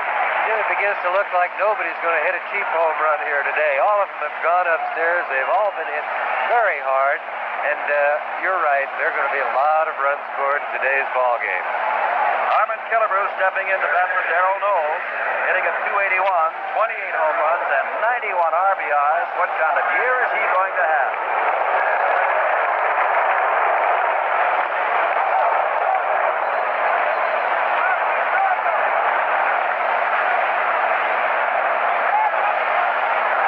Strike 1 to Killebrew. Back with a big breaking pitch. It's 1-1. Well, Darrell Knowles, the Washington product, came in, faced 2 batters, and got them both on groundouts to get the American League out of a big inning, but is now retired. Breaking pitch is up high from Carlin. Maybe the chugging to second base on the double, maybe the long wait on the top of the third has thrown him off, but he failed to retire Freehand. That's an understatement. Bill hit a home run, and now he is 2-1 to Killebrew. Long drive, high in the air. This may be higher than anything we've seen. It is caught just in front of the fence, and it's the height that did it with that wind that fooled Frank Howard back in the first inning. And Harmon Killebrew, Sandy Koufax, not hit that so high, it would have been deep in the second deck. Very definitely, Jim. You can call that an all-star fly ball. That ball was hit so high, but it did get up above the roof of the stands, and the wind did keep it from going out. Here's Rod Carew, line to left, back in the first inning, and it's strike 1. I don't think I've seen one hit that high in this ballpark. It looked like it was nearly above the lights. Carew swings and misses, and it's strike two. The score is 8-2. We're in the last of the third, and you've heard the statement before, but don't go away. Leon Jones simply went to the fence and stood there. He had one chance outside and low to Carew. It's 1-2, and that is if it came down, he could catch it. Otherwise, he could just sit there and watch it. And with the wind blowing, I'm sure Cleon didn't know, and we didn't know whether it was going to come down in the ballpark. Carter now ready, working on his last inning. 1-2 pitch, and this one is very close, but it's 2-2. Jim, as high as the ball was that Killebrew had, I think Jones would have had time to open the bullpen gate and go out in there, but I don't think it would have counted if he'd caught it in there. Down and back, working with a 2-2 count. Breaking pitch, scooped into left field. Over comes Matty Alou, got a lot of speed, and it's back farther than he thought, and he takes it on the dead run for the second out. Alou came over and then started back instead of taking the angle on the ball. I think part of the problem there for Alou was the condition of the outfield. It's wet, it's soggy, and it's tough to change direction. It looked like he was just trying to sort of circle a little bit rather than try and make a quick change of direction and possibly fall down. Reggie Jackson, the batter, outside ball one. The American League has 2 hits. Home runs by Howard and Freehand. Off Carlton. Jackson, 37 home runs on the year. Fouled out. DeSanto made a fine play at the railing back in the first inning. There's the low pitch. It's 2-0. 8 runs, 9 hits, no errors for the National League. 2 runs, 2 hits, 2 errors for the American. Carlton ready for 2-0. Swing and a miss. Strike one. In 1951, and again in 1954, the All Star Game record for most home runs, duplicated both years by both clubs, 6. And we have had 4 in this one. Jackson fouls it off. One by Bench, one by McCovey, one by Howard, and now one by Freehand. And the way the ball is popping out of here today, despite the humidity, we might go above that mark of 6 today. 2-2 the count to Reggie Jackson. 2 out after the leadoff home run by Freehand here in the last of the third. Carlton, the left-hander, throws low to Jackson. It's 3-2. Gibson will be the next pitcher. He's the only man warming. Bob has had some knee trouble, but is still tied with Bill Singer for the most strikeouts in the National League. And it goes without saying, is one whale of a pitcher. Carlton throwing well, is outside, and there's the first walk of the ball game. And that will bring up Frank Robinson, right-handed batter, to face the left-handed throwing Steve Carlton. Robinson looked at a called strike 3 and a curveball to end the first inning. Jim, watching Carlton today, he definitely looks like he's laboring a little bit. He's had pretty good stuff, but he's missing with a lot of pitches, and I think probably 7 days rest has got to be the cause of something like that. Carlton now pitching out of the stretch for the first time today, throws a curveball. That's the way he got Robbie before, but this one is inside, ball 1.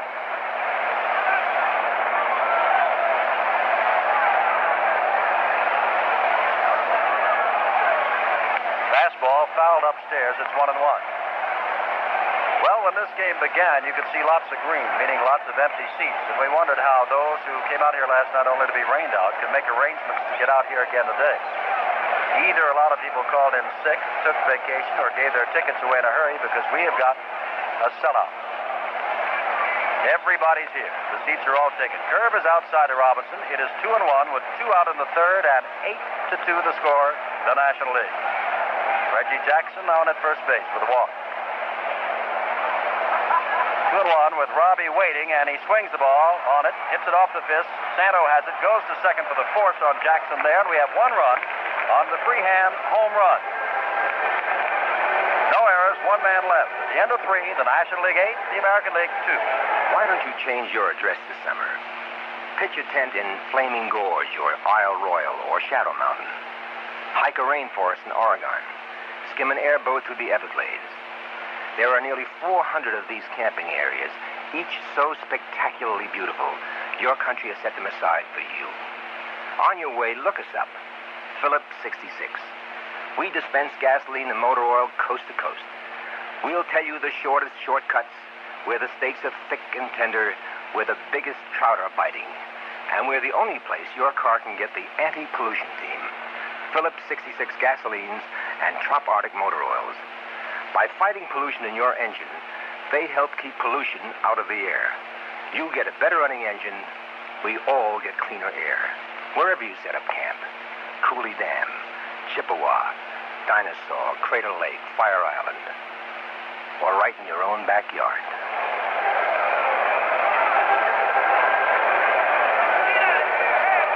Jim Simpson back at Robert F. Kennedy Memorial Stadium, and here's Charlie Jones with Commissioner Boy Kuhn. I feel like I'm standing in a hole when I'm talking to you. Charlie, actually, I'm on a platform above you. Are there any plans for changing the voting for the All-Star Game? We've been thinking about giving it to the fans. I would like to do it. We need some controls so that we don't get one city voting all their players on, but that can be done. What other All-Star changes do you have in mind? Well, I don't have in mind any particular All-Star changes at this point. As long as they keep hitting the ball the way they're hitting it here today, I'm going to be very happy. The divisional races this year are making a big difference as far as interest is concerned in Major League Baseball. Oh, there's no question about it. The divisional races taken together with the fact that we've had a lot of surprise teams has been a great help this year. I heard some talk around the lobby this morning that you might want to put the All-Star Game in the Astrodome. After the rain I looked at last night, I was dreaming about the Astrodome, I can tell you that, but I think we'll keep on moving it around. Well, not only a great ball game today with a lot of hitting that you mentioned, but a tremendous social outing for the last 3 or 4 days, and that's a credit to you. And everybody that I talked to said that the dinner, the banquet the other night was the finest baseball banquet they'd ever been to. I can only say, Charlie, that I thoroughly enjoyed it myself. So did I. Thanks for visiting with us. Nice to be with you, Charlie. Let's go back upstairs. All right, thank you, Charlie Jones. And Denny McLean, scheduled to start this game, but with a dental appointment in Detroit this morning, is back in Washington and becomes the 4th American League All-Star pitcher.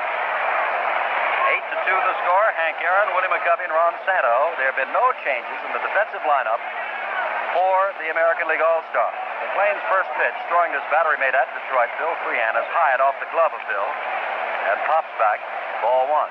Mando's still at third, Petroselli at short, Carew at second, Powell at first, Howard in left, Jackson in center, Robinson in right. McLean comes in, and Aaron swings and misses. Strike 1, 1-1. National League got a run in the first, 2 in the second, and 5 big ones, only one of which was unearned in the third. Of their 8 runs, 2 are unearned. McLean throws, just misses the outside corner, 2-1. Hank Aaron reached on an error with the Lou scoring the first run on the air by Howard in left. That was in the first inning.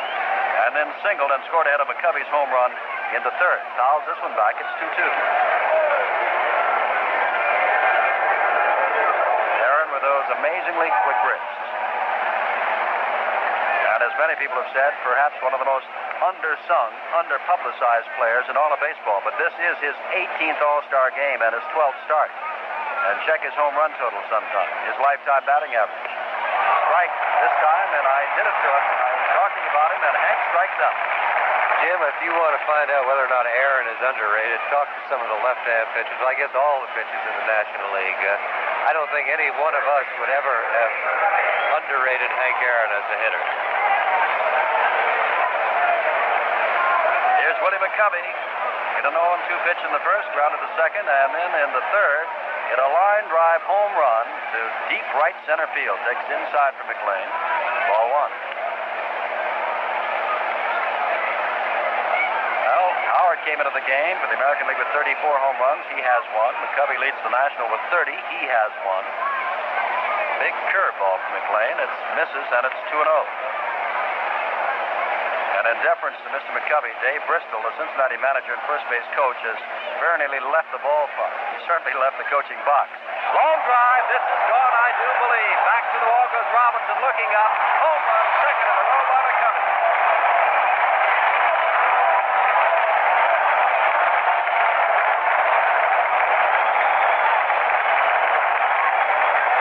And it's 9-2. Jim, I guess Denny doesn't know McCovey as well as some of us who had to play against him for many years. He's one of the finer change-up hitters in baseball. This is a slow change-up that Denny threw him, and McCovey waited on it and just hit it out of the ballpark in right field. 9-2, and we now have 5 home runs in this game. 2 by McCovey in successive times at bat. Here's Ron Santo, and it's low for McLean. Ball 1. Santo has grounded out twice, both times pulling the ball to the third baseman and the shortstop. 9-2. Well, we'll say it again. They wanted more hitting in this game. The commissioner of baseball was just talking about the hitting. He loves it, and I'm sure the fans do too, except American leaguers. It's 2-0 as this pitch to Santo is high. But when they made no defensive changes, you can see that Mayo Smith is going to keep those big bats in the lineup as long as he can. He doesn't need defense. He needs runs. Another pitch for McLean, again high and away, and it's 3-0 to Santo. 1 out, 1 run in on McCovey's home run here in the top of the 4th. And in all 4 innings, the National League has scored at least 1 run. 3-0 pitch. Santo is swinging on it, but foul tips it. Strike 1.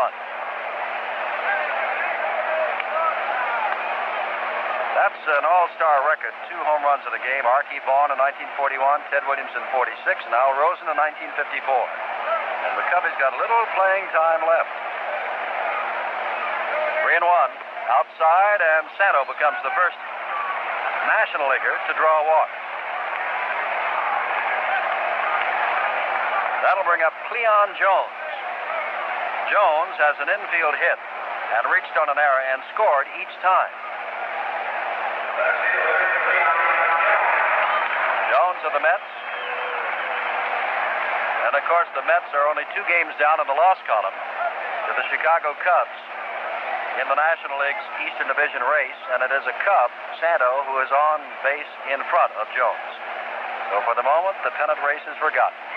Hits the first one high in the air into center field. Jackson waiting, backtracking just a bit over to his left, and has it for the second out. Santo trots back to first.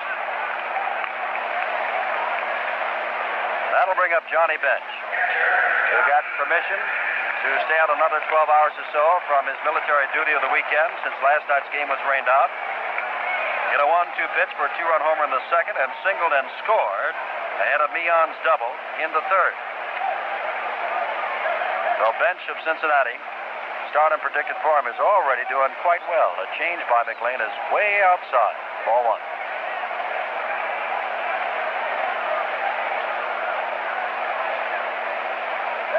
Crowd is quiet, but they have been electrified on many occasions.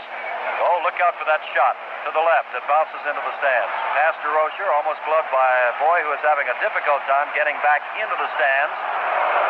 Tried to pick up the ball, and a special policeman, not the most popular people, gave it to DeRocher, and DeRocher throws it back in the stands.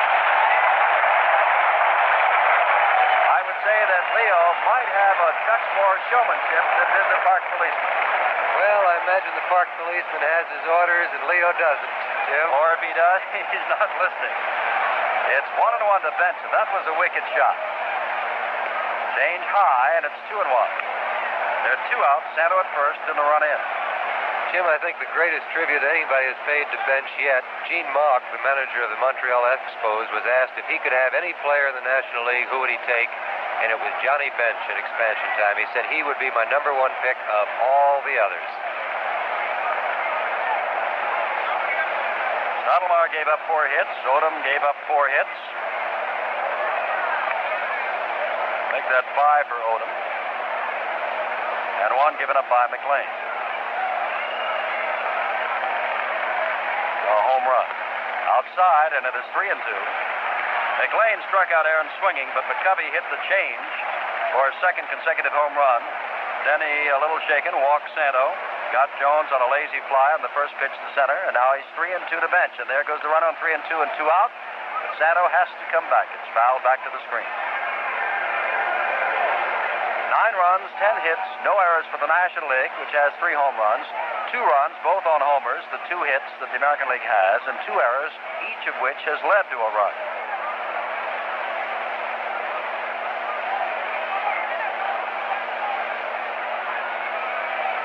Not much rest for an all-star team. There goes Santo again, ball 4, and McLean has walked another. The second walk, Santo goes down to second. That'll bring up Felix Millan.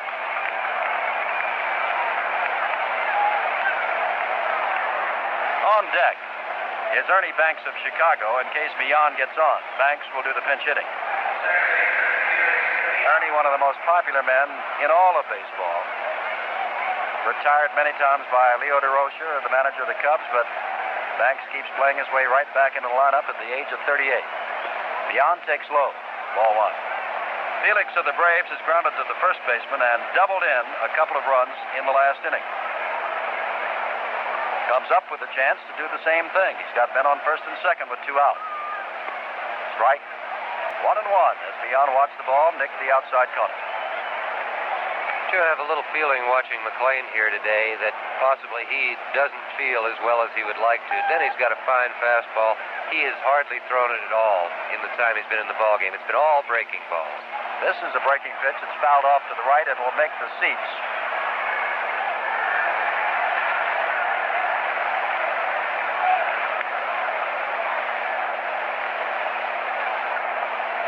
In about an hour from now, our Apollo 11 astronauts will be about halfway home from the moon. President Nixon, who was to have been here last night, is on his way out to greet them aboard the aircraft carrier Hornet. Beyond goes for a pitch up high and strikes out to end the inning. 1 run on McCovey's homer, 1 hit, no errors, and 2 men left in the middle of the 4th. The National League 9, the American League 2. Remember when you discovered regular right guard in the bronze can? You and your family have been using it for years. It gives more protection than most people ever need.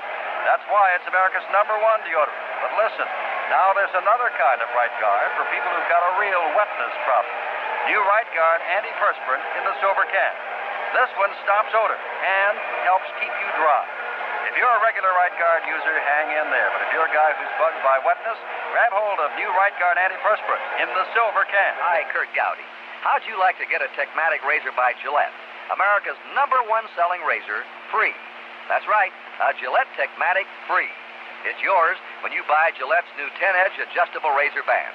Look for the special package from Gillette. A new 10-edge adjustable razor band for $1.79 and a Techmatic razor free. That's quite a deal for the closest, cleanest shave you can get. So why not get your Techmatic now while this free offer lasts? We pause 30 seconds for station identification. Does your car make funny noises? Do you feel a slipping sensation? It could be transmission trouble. Best place to go? AMCO.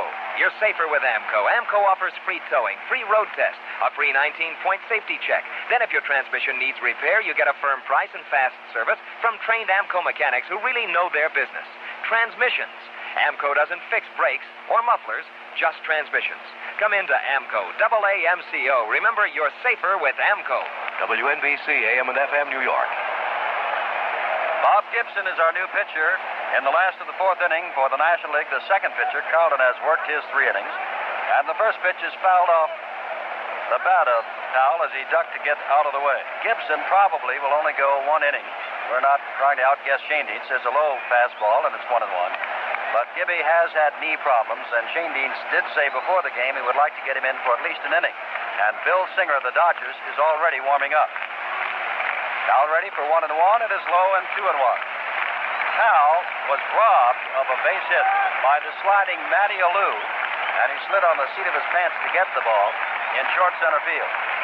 The American League fans here come to life. It's 9-2 the National League with the heart of the American League batting order up. Ground ball foul past Earl Weaver, the Baltimore manager and coach at first base. Mission Control in Houston has been giving our Apollo astronauts, Armstrong, Aldrin, and Collins, scores of the games from time to time, and I'm sure that our astronauts on the way back to the moon are quite surprised. 2-2. Going for a low pitch. Powell swings and misses. Bench chases him down the line and tags him out. So that's what happens when a fella has great stuff like Gibson. Powell chased the ball and actually had bounced in the dirt.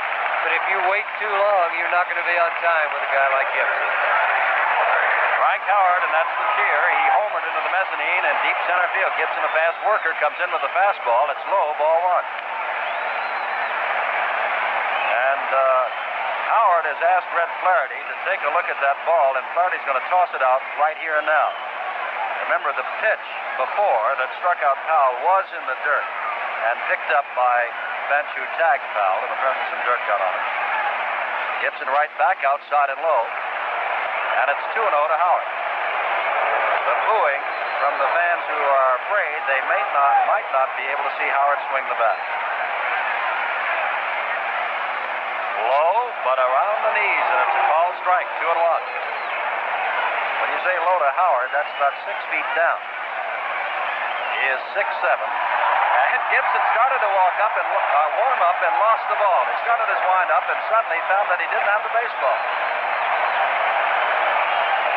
Picks it up and ready to throw again, way outside and low, and it is 3-1 to Howard.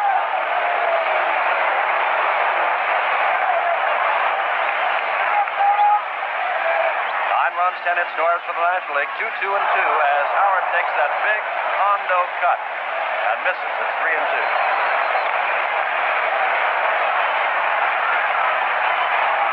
Working very fast, he's back, and Howard fouls it off. Still 3-2. The National League has scored in every inning. The American League has scored on 2 home runs. One by Howard at bat now, back in the second, and one by Freehand to lead off the third.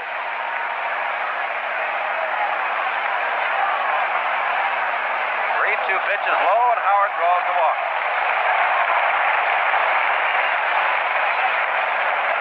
That's the second walk given up, and Sal Bando comes out.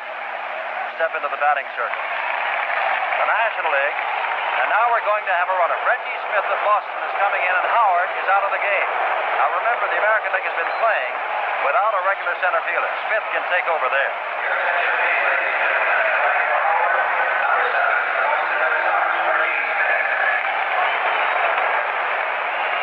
Howard is out as Bando takes strike one after hitting a home run and getting a walk and also committing an error.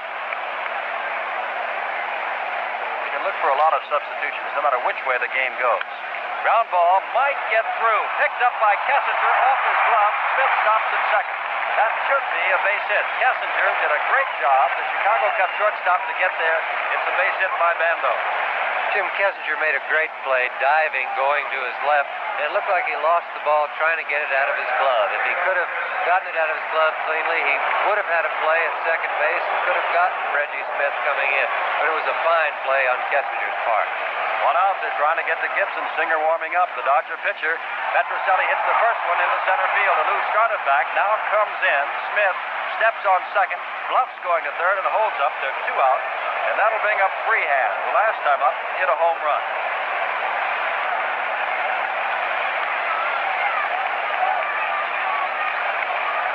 9-2 the score. The National League, the American League trying to get these two men across the plate. Freehand has got the job of doing it. As yet, there's nobody in the on-deck circle. McLean is the pitcher, and they could, of course, and would, of course, bat for him should Freehand keep this rally going. And accordingly, the American League bullpen is getting a little busy. And it looks like Dave McNally of Baltimore is up to throw. Freehand stands very close to the plate, has hit by many pitches. Gibson throws away from him, and it's ball one. Jim, both Gibson and Freehand know each other pretty well. They got the chance to play 7 games against each other last year, so this is not like other times in the All-Star Game where the players don't know each other. Right back, Gibson. Freehand hits this one into center field. Lou watches it bounce. 1 run will score. It's a single for Freehand. Bando goes to third. Smith scores, and it is 9-3.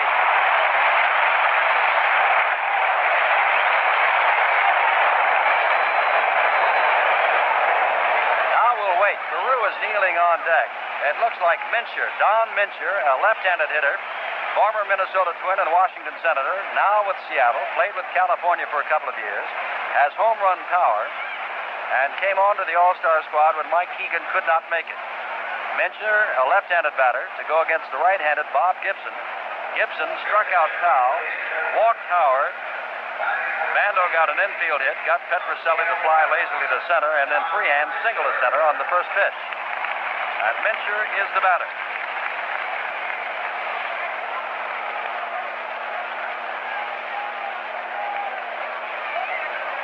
McLean is out after giving up a run, a hit, struck out 1, and walking 2.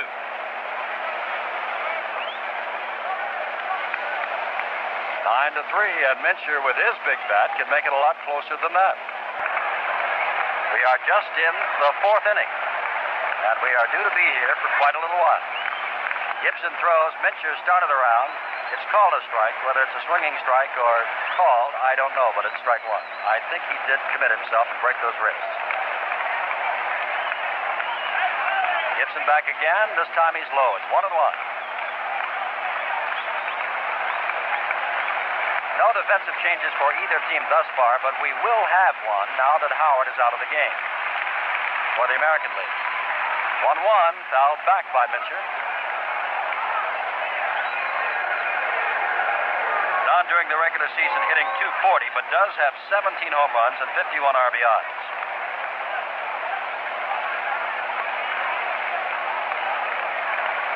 Getting a little cooler, a little breezier. Gibson throws, and Mincher strikes out.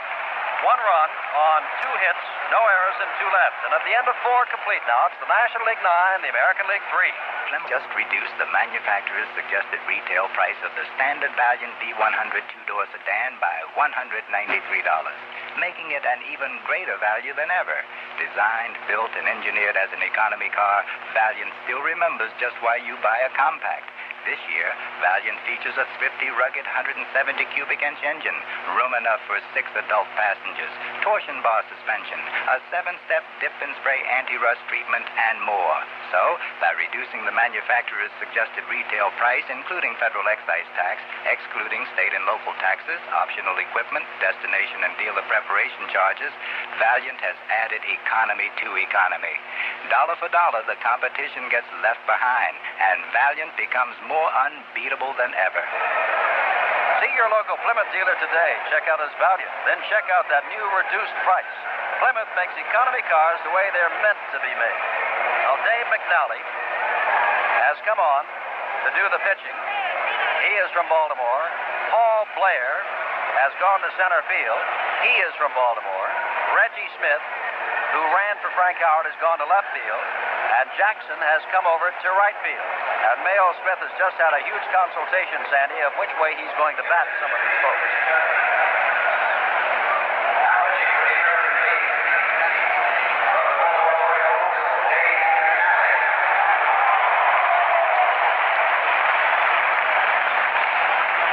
The fact that we've had a pinch hitter for the pitcher as the last out, I'm sure that the pitcher is going to bat in the same position that he came in at, or in the 9th spot. That would give the manager a lot of time to get down to the pitcher hitting again. With the score 9-3, McNally's come on now. I'm sure that you know that Dave, if you follow baseball at all, has won 13 ball games this year without a loss and has a winning streak extending back through last year.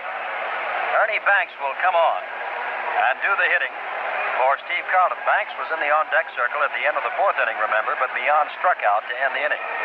And so Ernie Banks, who always says and loves to say when you arrive at Wrigley Field, welcome to the friendly confines of Wrigley Field. 38 years old, the oldest player in either league that is not a pitcher. Willie Mays is a couple of months younger. Banks plays day in and day out. And this year, hitting at .266, but has 79 RBIs and 15 home runs.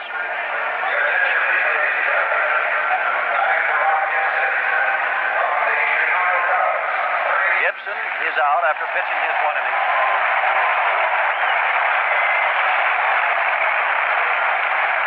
And in that 1 inning, gave up a run, a hit, struck out 2, and walked 1. And the man that he walked is the man that scored. Banks to face Dave McNally of Baltimore in this 9-3 game. The National League leads. Breaking pitch inside and low, but Banks went around on it, taking a big cut, and it's strike 1. A dipping curveball for McNally of Baltimore. You've heard the names of a lot of Orioles. They've got the most here. 5 of them. Only Brooks Robinson has not been in the game. Pitch from Dave McNally's. He stares down at the mound, apparently tripped a little bit, is high, and it's 1-1. Brooks Robinson, who is not a starter this year for the first time in many years. Blair, Powell, McNally, and Robinson. Everybody but Brooks has been in. 1-1 pitch to Banks. Swings at an outside pitch this time, and it's 1-2.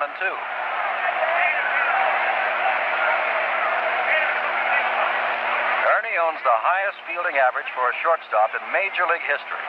Said while with the Chicago Cubs, and remember his most valuable player 2 years in a row when the Cubs were not winning pennants. 1-2, big curveball, but it's high and it's 2-2.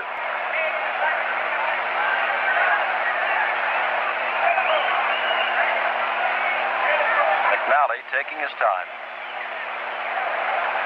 There have been no infield changes, only changes in the outfield for the American League. McNally is back, and this ball is lined right to Petroselli. 1 down. Jim, it almost sounds like the crowd is a little tired from all the hitting and the runs being scored. It's been just perfectly quiet this top half of the inning. Here is Matty Alou, who has singled and scored a run in the first, singled in the second, and the first time he faced a left-hander in the third, he grounded out.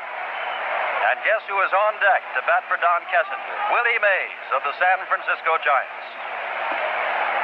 Outside and high for McNally. Kessinger failed to hit it 3 times at bat, but nevertheless made a fine fielding gem. Inside to Alou, 2-0. And Willie Mays steps up to bat for Don Kessinger. This will be his 20th appearance.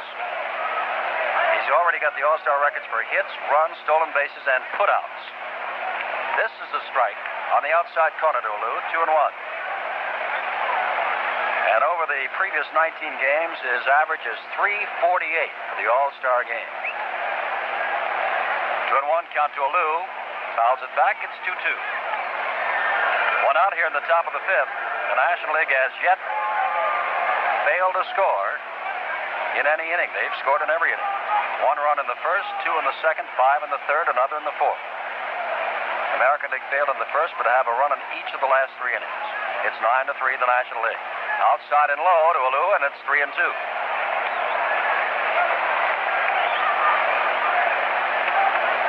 Singer, who did the warming up and apparently will succeed Gibson, is no longer throwing. Outside and low again, and McNally has walked Matty Alou, who has speed, and here comes Willie Mays.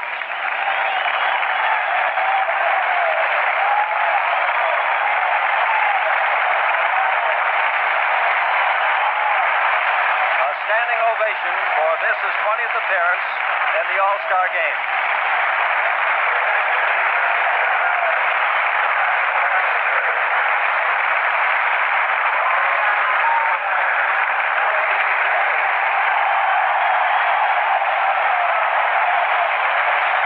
Now Willie has 23 hits in All-Star play, 20 runs scored, has stolen 6 bases, 50 putouts, .348 batting average.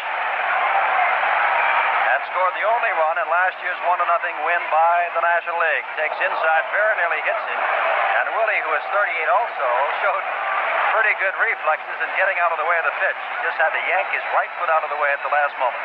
Jim, all the years I've seen Willie play, it's rare that he ever gets hit. He's got such great reflexes. The ball is anywhere near him, he's not there.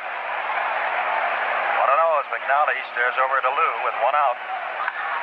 Shot pulled foul into the stands, but well hit, 1-1. That particular portion of the left field stands had better put on its batting helmets. Johnny Bench shook him up last time at bat.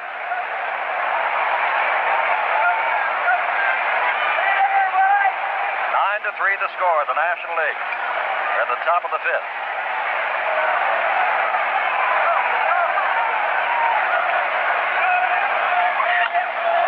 Fouls this one. This will go into the National League dugout, and Mays points a finger at someone who obviously picked it up. It's 1-2 to Willie. Jim, Willie's the kind of hitter we used to call a Bible hitter. You know, thou shalt not pass. He just doesn't take a pitch. It's rare that he doesn't get his full swings. The ball has to be pretty far off the plate before Willie's going to take it. McNally looking over at first, and now coming in with the pitch. Outside, but Mays hits it to right field. Reggie Jackson comes over near the warning track and has it. And Alou goes back. Mays is retired.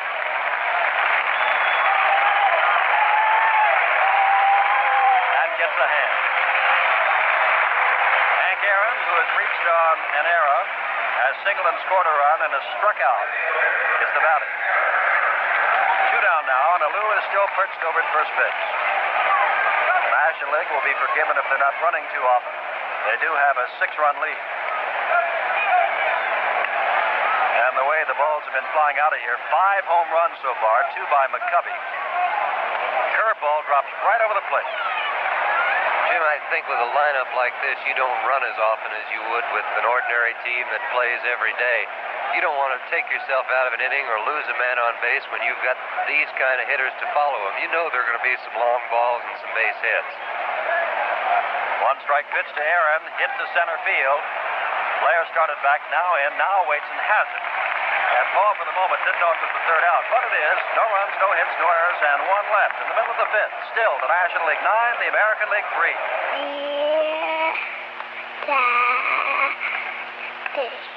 Please hurry up and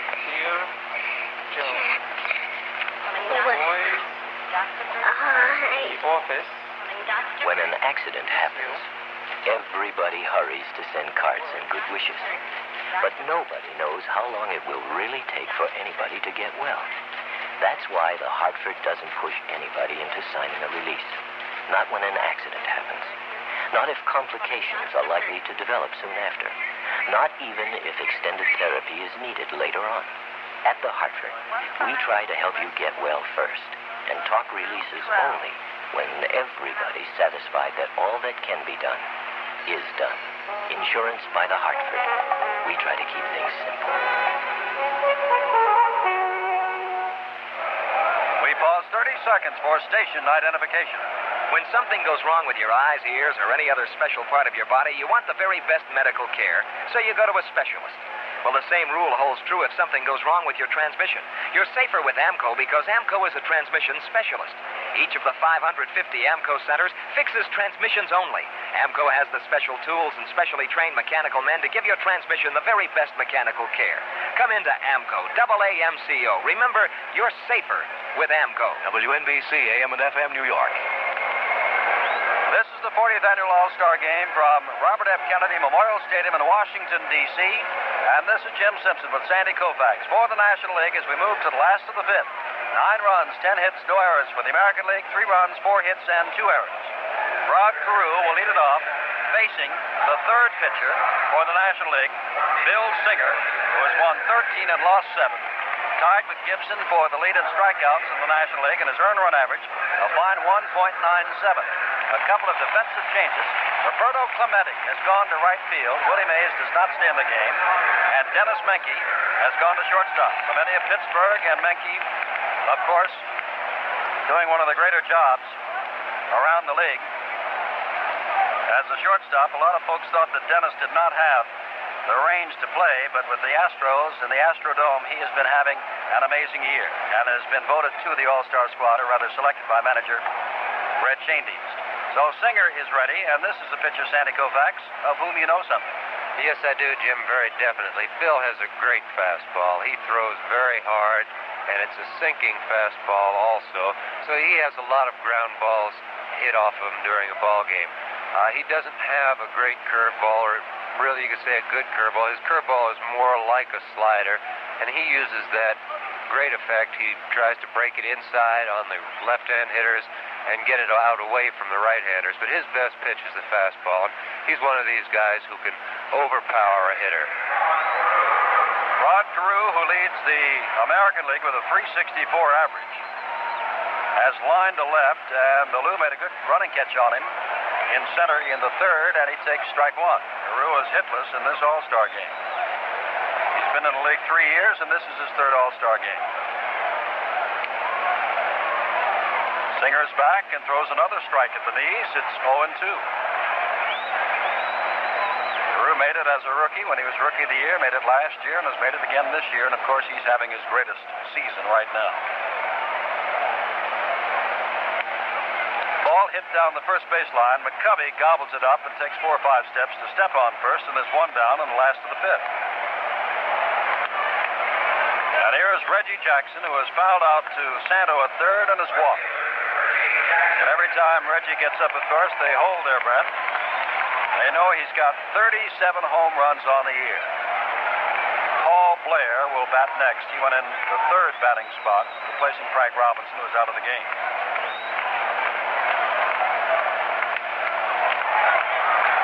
Jackson fouls one off to the left.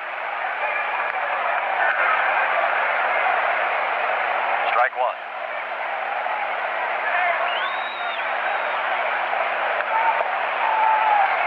Well, the Oakland Athletics, in their home uniforms, which includes gold and green and white shoes.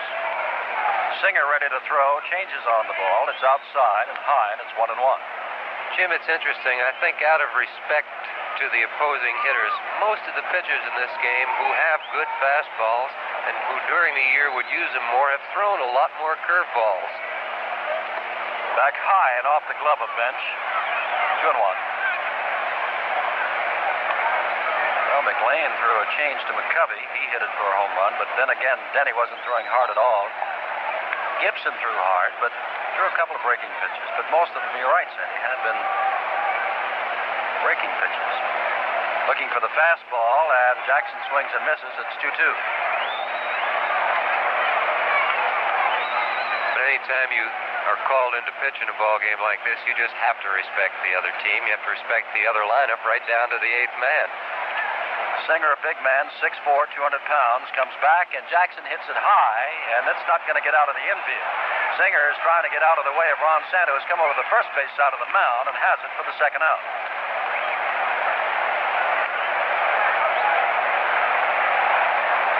Well, they're doing everything of all-star quality, Sandy. When they hit a high ball, I mean it is high. Very definitely, Jim. It looked like Bill Singer did not know where to go. The pitcher's job is to call the infielder he wants to take it, but Bill couldn't get out of the way of Santos. Here's Paul Blair hitting .311, 19 home runs, 52 RBIs from the Baltimore Orioles center fielder, and jumps away from an inside pitch. Jackknifes, and it went through between his legs and his chest in the open portion of the jackknife. Well, the American League did stop the National League from scoring in the top of the fifth. First time they've done that. Blair swings and misses. It's strike one. Jim, looking at Blair, he's right up on the plate. His left leg is almost touching home plate, and I'm sure that first pitch from Singer had a little meaning behind it. Outside this time with a change. 2-1 to Blair. 2 out in the last of the fifth. National League's biggest outburst in the third when they got 5 runs. And McCovey has hit 2 home runs for the National League. Fouled off by Blair. Bench has also hit a home run. Freehan and Howard hit home runs for the American League. Their record is 6 home runs for 2 clubs, done twice in 1951 and 1954. We have 5 home runs in this game. Singer is ready. Hit off the fists. This is catchable. Jones coming in. Menke going out. Menke is there and has it for the third out. No runs, no hits, no errors, none left. Now at the end of 5, the National League 9, the American League 3. This is Sid Collins, the voice of the Indianapolis 500, here in Victory Lane to interview this year's winner, Mario Andretti. Mario, congratulations for turning in that record speed of 156.867 miles an hour. How's it feel to finally win your first 500-mile race? It's just fantastic, Sid. I know the name of your car is the STP Oil Treatment Special, but did you also use the new STP gas treatment in your fuel for this race? Yes, it helps the fuel that you have burn cleaner for cleaner combustion and cleaner spark plugs and everything else. If you can feel the difference STP gas treatment makes in your winning race car, Mario, it must make a tremendous difference in the way folks' passenger cars perform, too. That's why I recommend it. You always use it in your own passenger cars? Yes, I certainly do, in all my cars. Drivers, take a tip from Indianapolis 500-mile race winner Mario Andretti. Next time you fill up your tank, add a can of STP gas treatment. Just pour it in and pour it on.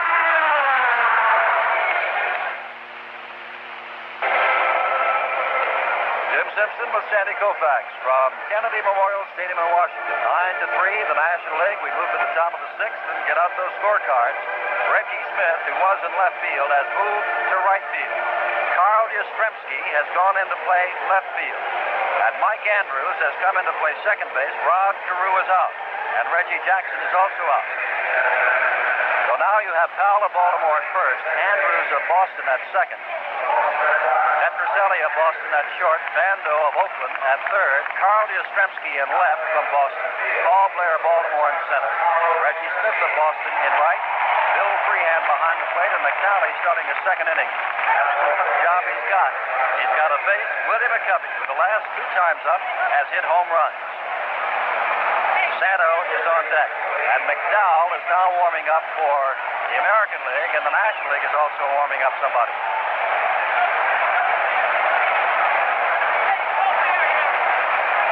Hundley apparently is warming up to come in to catch. Breaking pitch to McCovey from the left-hander. This is the first time that Willie's had to face a left-hander today, and it drops over there for strike one.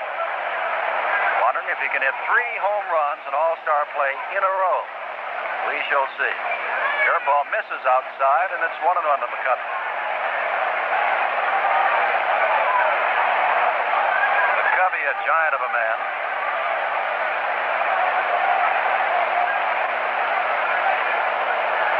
6'4", and he took a giant of a cut. Strike 2. 1-2 to Willie McCovey. Grounded out on an 0-2 pitch to Carew at second in the first, homered in the third, and homered in the fourth. And now must protect that plate. McNally with the 1-2 pitch, and McCovey strikes out.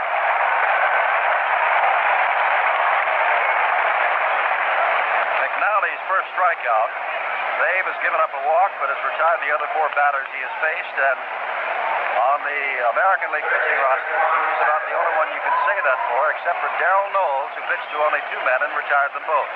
Monsanto, the batter, he's grounded out twice and walked. 9-3, the National League. We're in the top of the 6th inning. Game that was delayed from last night by rains that you wouldn't believe. McNally throws, and it's a strike. They had to pump out the American League dugout. There were over 3 inches of rain here at the ballpark in an hour, and up to 7 to 12 inches in the Washington area. Santo fouls it off. Washington, D.C., of course, is the District of Columbia, located between Maryland and Virginia. And over in Virginia, it was so hard hit that they could not run special buses to the ballpark this morning because of the conditions of the roads. 2 strikes now to Santo.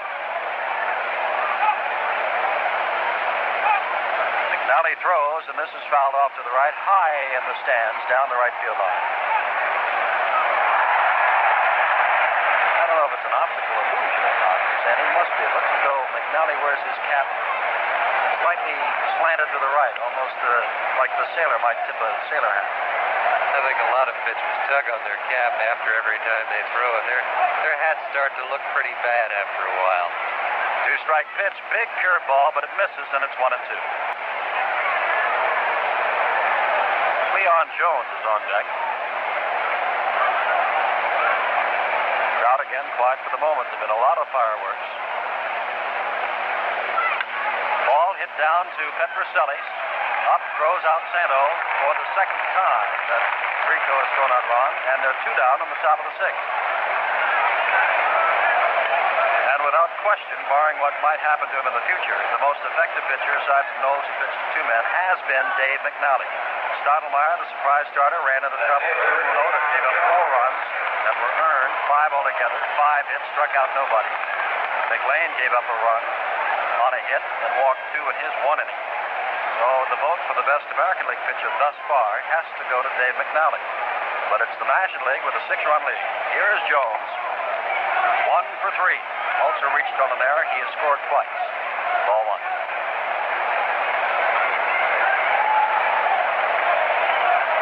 McDowell continues to warm. Big curveball, and it's a strike.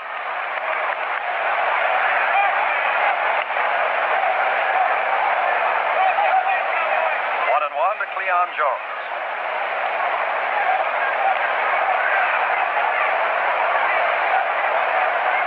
McNally again ready. Throws inside this time, and it's 2-1.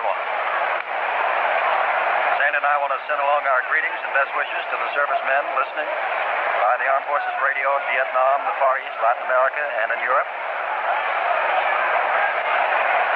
2-1 pitch to Jones. Big curveball. It stays up high, and it's 3-1.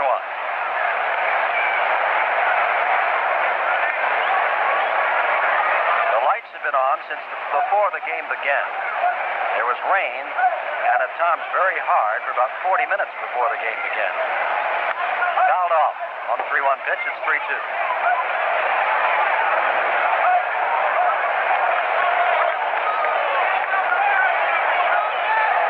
Well, instead of getting that extra day off, Sandy, everybody must go report to their ball team, wherever it is. Frank Howard, for example, has to go to the West Coast to join the Senators. 3-2 pitch. Lined into center field, and Jones has his second hit of the afternoon. That's the first off Dave McNally.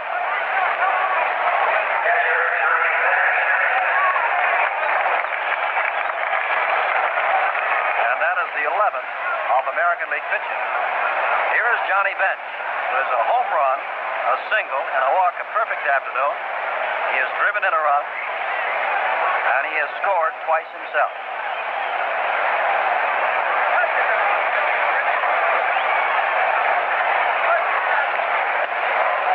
Pitch from McNally, ball 1. 9 runs, 11 hits, no errors for the National League, 3 runs, 4 hits, 2 errors for the Americans.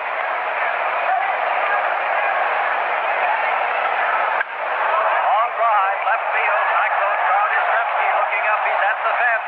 He is leaping forward, and what a catch!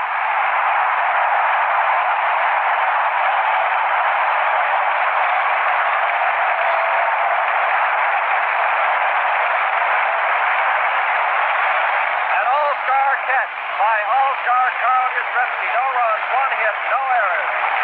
1 left in the middle of the 6th. The National League 9, the American League 3.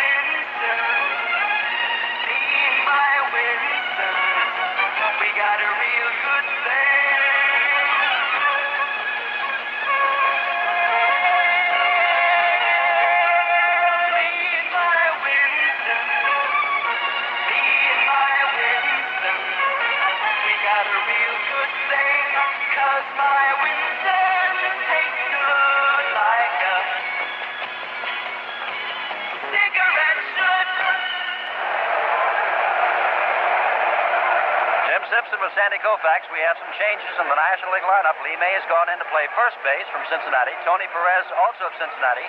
His home run won the All-Star Game 2 years ago at Anaheim, has gone to third.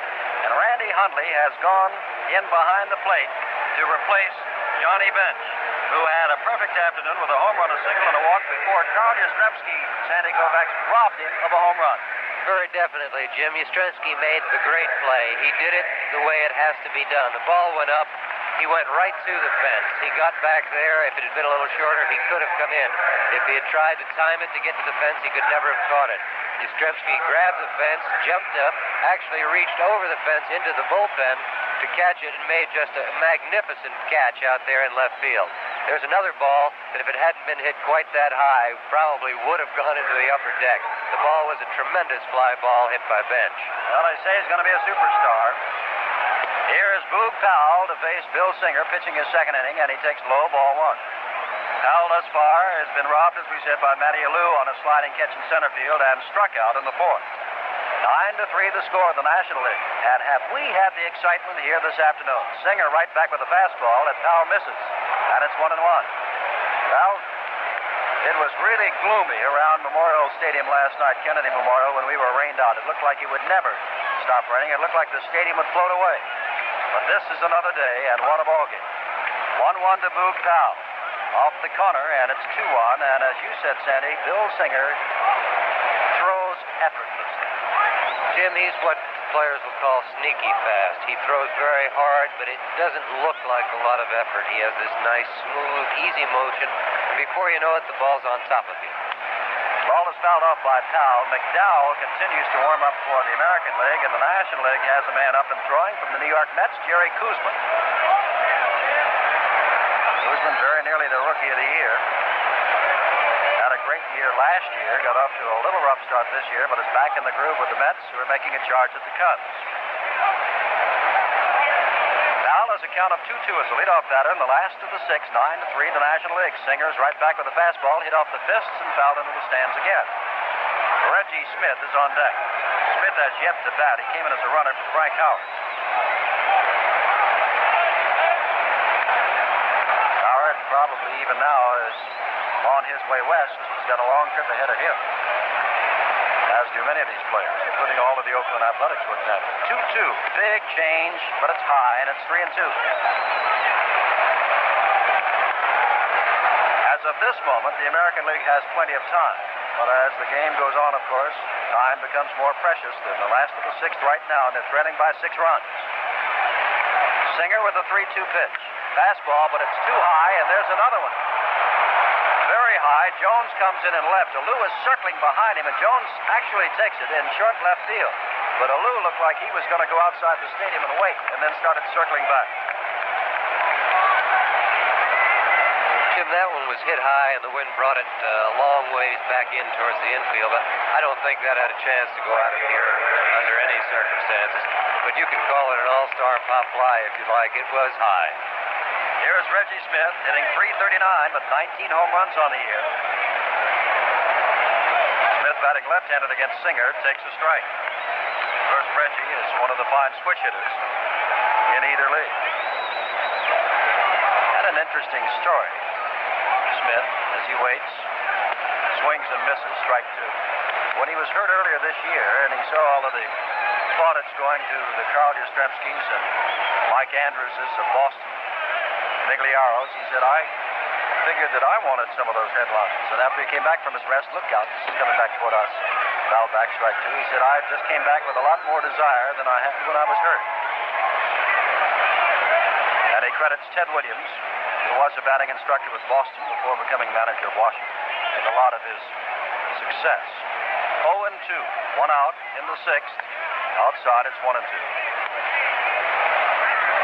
National League took the lead in the first inning and has never come close to relinquishing it. It was 1-0, then 3-0, then 3-1, 5-1, 6-1, 6-2, 6-3. Ground ball, chance for Mian, who gobbles it up and throws on to Lee May at first base. And they're 2 down. That'll bring up Sal Bando. Quite colorful. Green shirt under his numbered jersey, red batting helmet, green and yellow stockings, and white shoes. Red, white, green, and orange. Bill Singer, the 3rd National League pitcher. Drive by Bando. Back goes Alou, looking up. Wind should bring it back. Now Alou trots in a step and has it for the 3rd out. No runs, no hits, no errors, none left. Now at the end of 6 full, the National League has that big lead, 9-3. Reach out. Touch a dream that's closer than ever before. The great new Chrysler. A dream you can afford to have.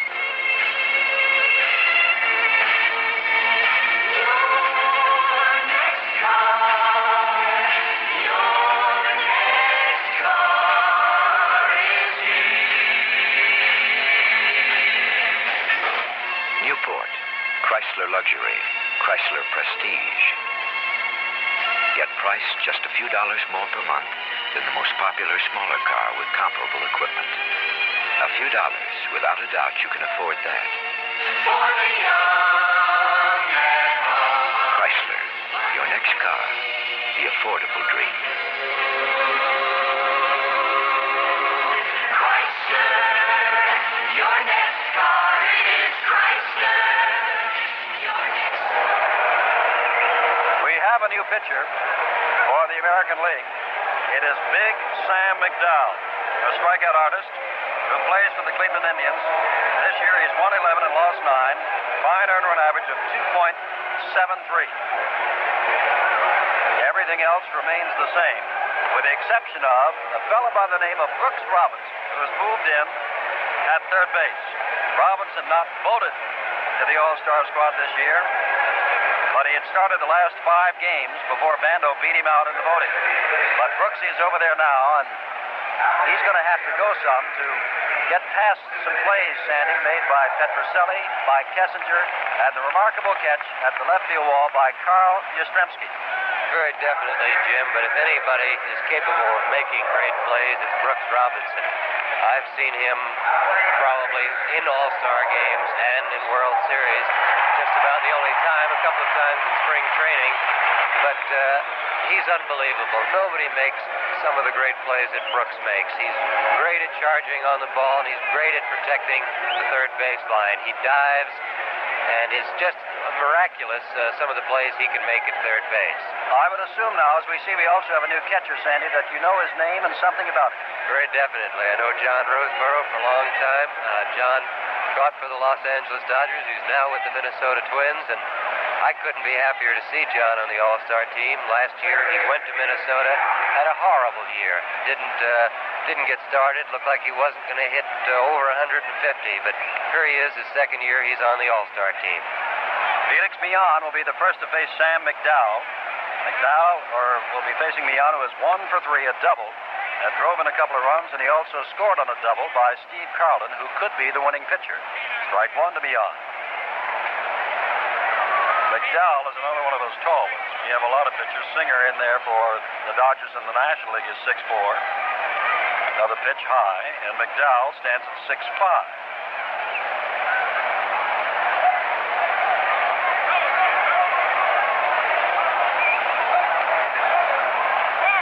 Sam is ready, and here's the 1-1 pitch.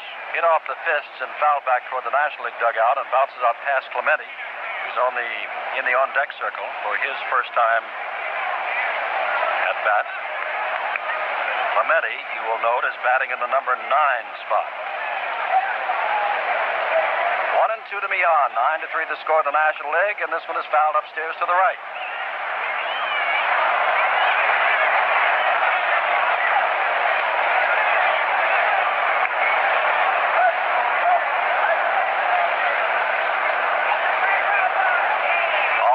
Swing back into action tomorrow. The All-Star break is over after today. Ground ball.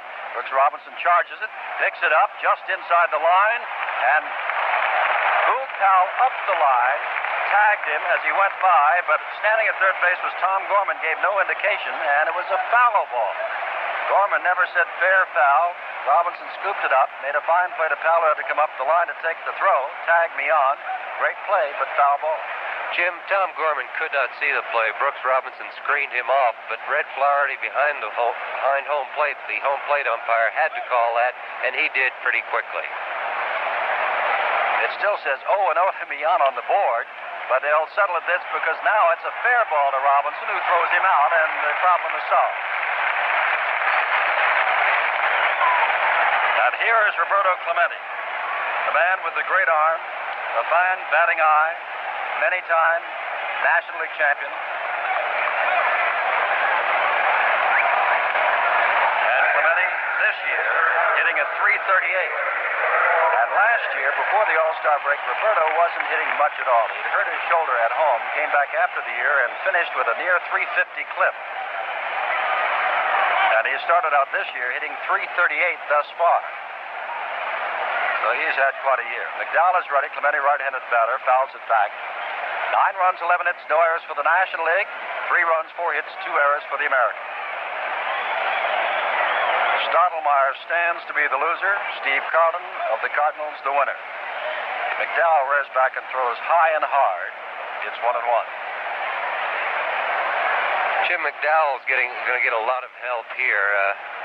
I don't think anybody in the American League lineup knows these players as well as Roseborough does. Catching for all those years in the National League, he knows every one of them that walks up there, and it's got to help a pitcher quite a bit. McDowell ready for the 1-1. Fouled back by Clemente. There have been 5 home runs in this ballgame. McCovey has 2 for the National League, bench 1. Howard and Freehan hit them for the American League. The early going was fast and furious. But when you came down to the results, it was all National League. Each of the home runs hit by the American League, nobody on base. Clemente reaches across the plate and fouls this one back. Jim, Clemente's a bad ball hitter. There's really no way you can say that you're going to pitch to Clemente. You can throw him a strike, he may swing and miss, and then throw the ball 3 feet over his head, and he's liable to hit a home run. And that pitch there was way outside. Roberto was trying to go to right field with it, and he's got as good power to the opposite field as anybody I've ever seen. The 1-2 pitch. Drills a fastball, and Clemente drills it upstairs. Another high pitch, and it is up high in the second deck, but very foul. He took the shortcut. Still 1-2. Well, our reminder that this is the 40th Annual All Star Game from Washington, D.C. on NBC, and the next time we'll be back with baseball, World Series time. Oh, this fastball from McDowell very nearly had Clemente swinging in, very nearly had Red Flaherty behind the plate saying strike 3, but it just missed. It's 2-2.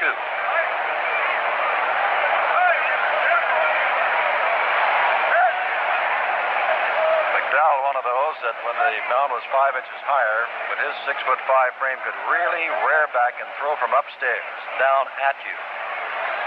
Here's the 2-2 pitch.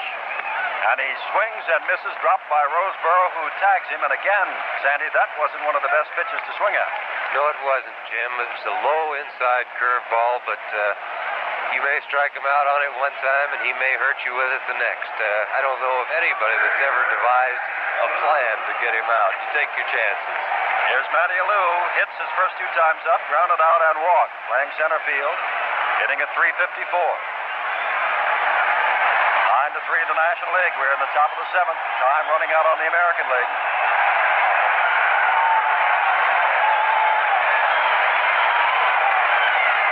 Strike to Alou. I think the fans got up along the right field line because the scoreboard momentarily only showed 1 out. But now they're 2. Side-armed him, and Alou fouls it upstairs to the left. Since Alou is a left-hander, and so is McDowell, Sam stepped out to his left toward first base and threw from nearly at first base. Does the same thing again, and Alou strikes out. No runs, no hits, no errors, none left as McDowell strikes out 2 in the middle of the 7th. The National League 9, the American League 3.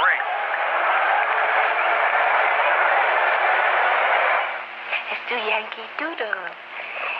Yankee Doodle. 1, 2. Riding on a pony, stuck a feather in his hat and called it macaroni. What did he call it? Macaroni. After a child has been in a bad accident, how can an insurance company help him to laugh again? The Hartford knows that money alone can't do it, but people can. Doctors, specialists, therapists when they're needed, to treat the injuries, to soothe the shock. And getting them there fast can also help. At the Hartford, we know it's often the kind of help you bring in at the start that determines whether or not there'll be a happy ending. Insurance by the Hartford. We try to keep things simple.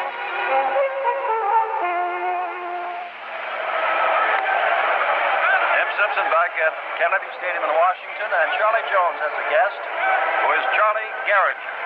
Who is the all-time greatest living second baseman, Charlie Gehringer. Charlie, you played in the first 6 All-Star games. Do you notice any difference in those 6 and the game we're watching today? Well, a little bit different. We were winning a few of them then. Now it seems to be quite a chore. You also mentioned to me, as we were watching this ball game, a little difference in the hitting in the National League and the American League then. This is true. We had abundance of power back in my era. In fact, the National Leaguers used to watch up and stand by the side and watch us take batting practice. Now they've caught up with us, I'm afraid, on that department. Congratulations on the great honor you received 2 nights ago. Well, it's an awful tough task to pick an all-star ball player of any position, but I'm really grateful. You got to be lucky, I guess. Thanks for visiting with us. You're welcome. Let's go back upstairs. Again, we have some changes in that Jerry Koosman has come in as the 4th National League pitcher. Jerry 9-10 on the year with a 3.32 average. He replaces Singer, who worked 2 innings and retired the 6 men he faced in a row. And Glenn Beckert of Chicago has moved out to play second base, replacing Felix Millan. is Rico Petrocelli facing Kuzman, a left-hander, and he swings and misses. Strike one. Now it is May at first, Beckert at second, Menke at short, Perez at third, Jones in left, DeLu in center, and Clemente in right. Hundley the catcher, and Kuzman the pitcher. And 9-3, the National League. Kuzman is back with a low pitch. It's 1-1.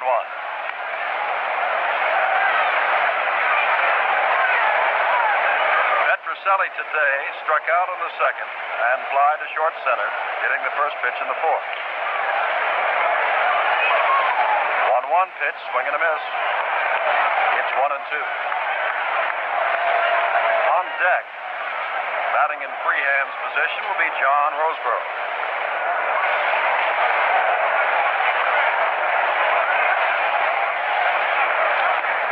Low, and it's 2-2.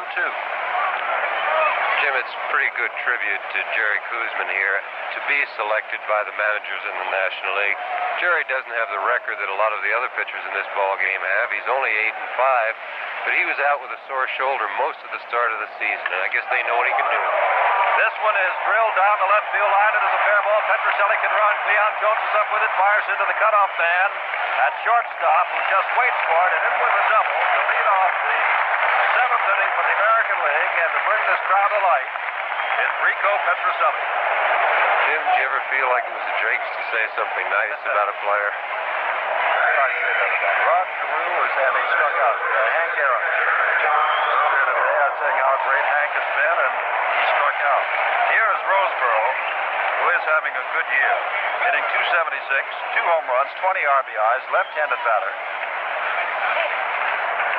and takes a strike at the knees from Jerry Kuzman. 9 runs, 11 hits, no errors for the National League. 3 runs, 6 hits, 2 errors for the American, and cross your fingers, I think we're going to get through without any more rain. Rain has not disturbed this game. There was rain before the game, and of course we were rained out last night. Roseboro pops this one into short left center field. Jones comes in, Alou over.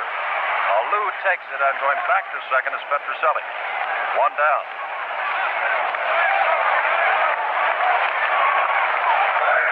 And now Brooks Robinson steps in. Robinson, on the year, has not had a great year.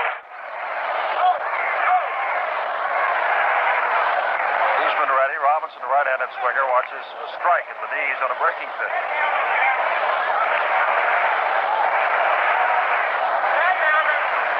Carlton started. Gave up 2 runs on 2 home runs in 3 innings. Gibson worked an inning, Singer worked 2, and now it's Kuzman. Strike again. Brooks didn't believe this. 0-2. Petrocelli's down at second base with 1 out in this 9-3 game, and time is running out on the American League, which has lost 10 of its last 11, its last 6 in a row.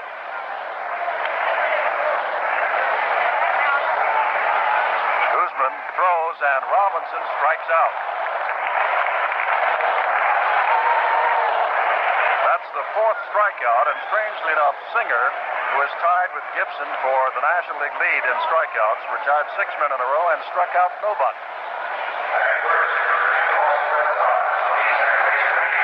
Here's Mike Andrews. Andrews happy to be here. Injuries cut him down a little bit, and they said in Boston when Mike was out of the lineup, the Red Sox began to fade. He is a leader as well as a good hitter. Hitting at .300, 6 home runs, 25 RBIs. Kuzman throws, and it's another strike on the inside corner. Petrocelli, with his leadoff double, is still out there. Andrews, his teammate, is the batter.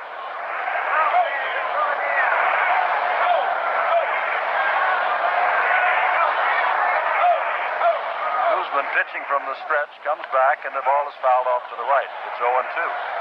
Kuzman has great control. He works the plate inside, outside with his fastball. He's got a good curveball. He's consistent in getting it over, and that's what it takes. You've got to have more than one pitch that you can get over well and get over when you're behind the hitter and consistently be able to throw strikes with it. And Jerry Kuzman does that. On to the count. Kuzman ready to throw, and there's a bouncing ball charged by Perez at third, who throws to his teammate May at first, and Kuzman and the National League are out of the inning. No runs, 1 hit, no errors, and 1 left. Now at the end of 7, the National League 9, the American League 3. for station identification. If something goes wrong with your washing machine, you know you're safer calling a washer repairman, not a jack-of-all-trades handyman. It's the same when something goes wrong with your car's transmission. You're safer with AMCO. AMCO fixes only transmissions, nothing else. Every one of the 550 AMCO centers is a specialist with special tools and specially trained AMCO men. So if something goes wrong with your transmission, pull in at the AMCO sign, AAMCO. Remember, you're safer with AMCO. WNBC AM and FM New York. Jim Simpson with Sandy Koufax from Robert F. Kennedy Memorial Stadium in Washington, D.C. Jim Fregosi at shortstop now for the American League as Dennis Menke of the Houston Astros gets his first time at bat. Menke now playing at shortstop and hitting .304 on the season, 6 home runs and 60 RBIs, facing the 6th American League pitcher, Sam McDowell, and swings and misses, strike one. 9-3 the score of the National League. There have been 5 home runs in this game, 3 by the National League, 2 of those by Willie McCovey. And we're now in the top of the 8th inning. Time is really running out on the American League. Swing and a miss again by Menke, and it's 0-2. 6 in a row, 10 of their last 11, 17-5 since 1949. That's what the National League has done to the Americans. Strikeout, called strike at the knees from Sam McDowell, who has now struck out 3. Jim McDowell's got great stuff. He's got a great fastball, curveball, changeup. He tries to throw anything. Sam ever has the trouble. He's been guilty of trying to experiment too much. His managers and his coaches have tried to get him to just use 3 or 4 pitches instead of all of them. Glenn Beckert is up of the Chicago Cubs and takes a big curve for strike one. Beckert, the infield leader of the Cubs. All 4 of the Chicago Cubs infielders are here. This pitch misses, and it's 1-1. Beckert sidelined a lot with a bad thumb. He was in a cast, and he took it out of the cast one day and told Leo Durocher that day, I want to get back and play again. Hitting a .302. Foul tipped. Durker and Necro, 2 more fine pitchers for the National League, are up and throwing in the bullpen.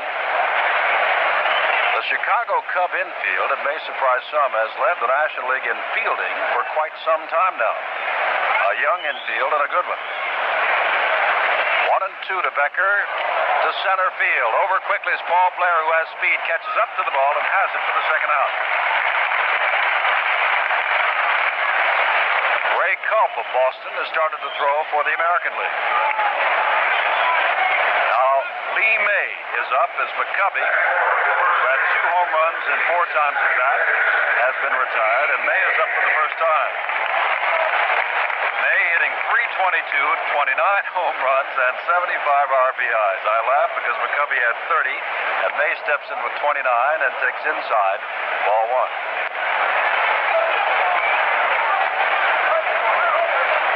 Younger brother Carlos could be the Rookie of the Year of the White Sox, sitting over in the American League dugout. 2-0, this ball bounces in the dirt. If Carlos does get into this ball game, it'll be the first time that brothers in an All-Star game have opposed each other.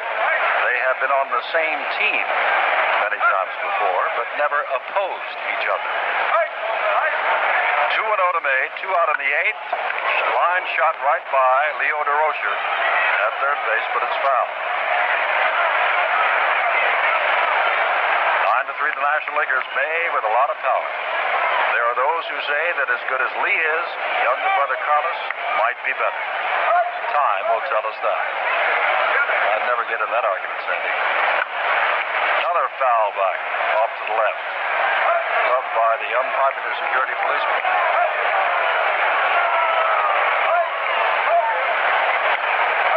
2 out, 9-3 the score. We're in the top of the 8th.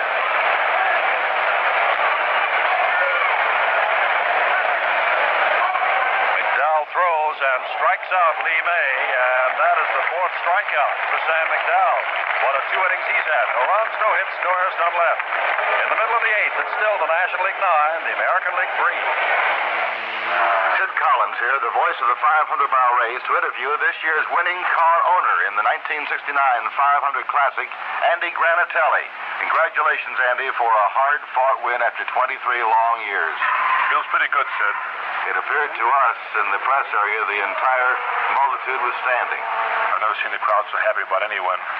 Andy, was this year's 500 ideal as far as racing conditions were concerned? No, Sid.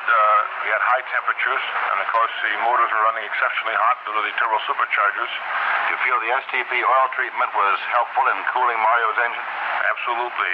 One reason Mario was able to run smoother, cooler, quieter, longer, as I always say, because he did have STP oil treatment. On May 30th at Indianapolis, Indiana, Mario Andretti, driving the STP oil treatment special, crossed the finish line first with a margin of almost 3 laps over the entire field. Now, more than ever, STP is the racer's edge. Jim Simpson with Sandy Koufax back at Kennedy Memorial Stadium, and Ernie Banks, his wife and daughter, with Charlie Jones. So is Mrs. Ernie Banks and her daughter Jan. Jan, are you enjoying the ball game? No. You're not? Are you enjoying the snow cone? Say something, honey. Say hello to all your friends. You're enjoying the ball game, of course, Mrs. Banks. We're winning. Thanks for visiting with us. You're quite welcome. Kyle Yastrzemski, who made a great catch, is up to bat for the first time and takes low from Kuzman, ball 1. Yastrzemski won a couple of batting titles over these last 2 years. He's going to be hard-pressed in the second half of this season. Kyle is hitting at 256, but 29 home runs, 70 RBIs. Left-handed batter, swings and misses, and that's strike 1. And, of course, Yaz has the record of not hitting too well against left-handers. And he won the MVP award. Over 40 of his home runs were against right-handers and only a couple against left-handers. Line inside, 2-1. 9-3 to score the National League. It'll be Yastrzemski, followed by Paul Blair and Boog Powell. And a big 6-run deficit for the American League, and the sun is beginning to come out. 2-1 pitch, it's fouled back. 2-2. Gibson, Singer, now Kuzman, with Carlin standing to be the winner. Stottlemyre for the American League, followed by Odom, Knowles, McLean, McNally, and McDowell. Stottlemyre standing to be the loser. 45,259 looking on. Kuzman throws, and Yastrzemski golfs this one high and to the left fielder, Pete Rose, who has come in and is over near the line and takes it in fair territory.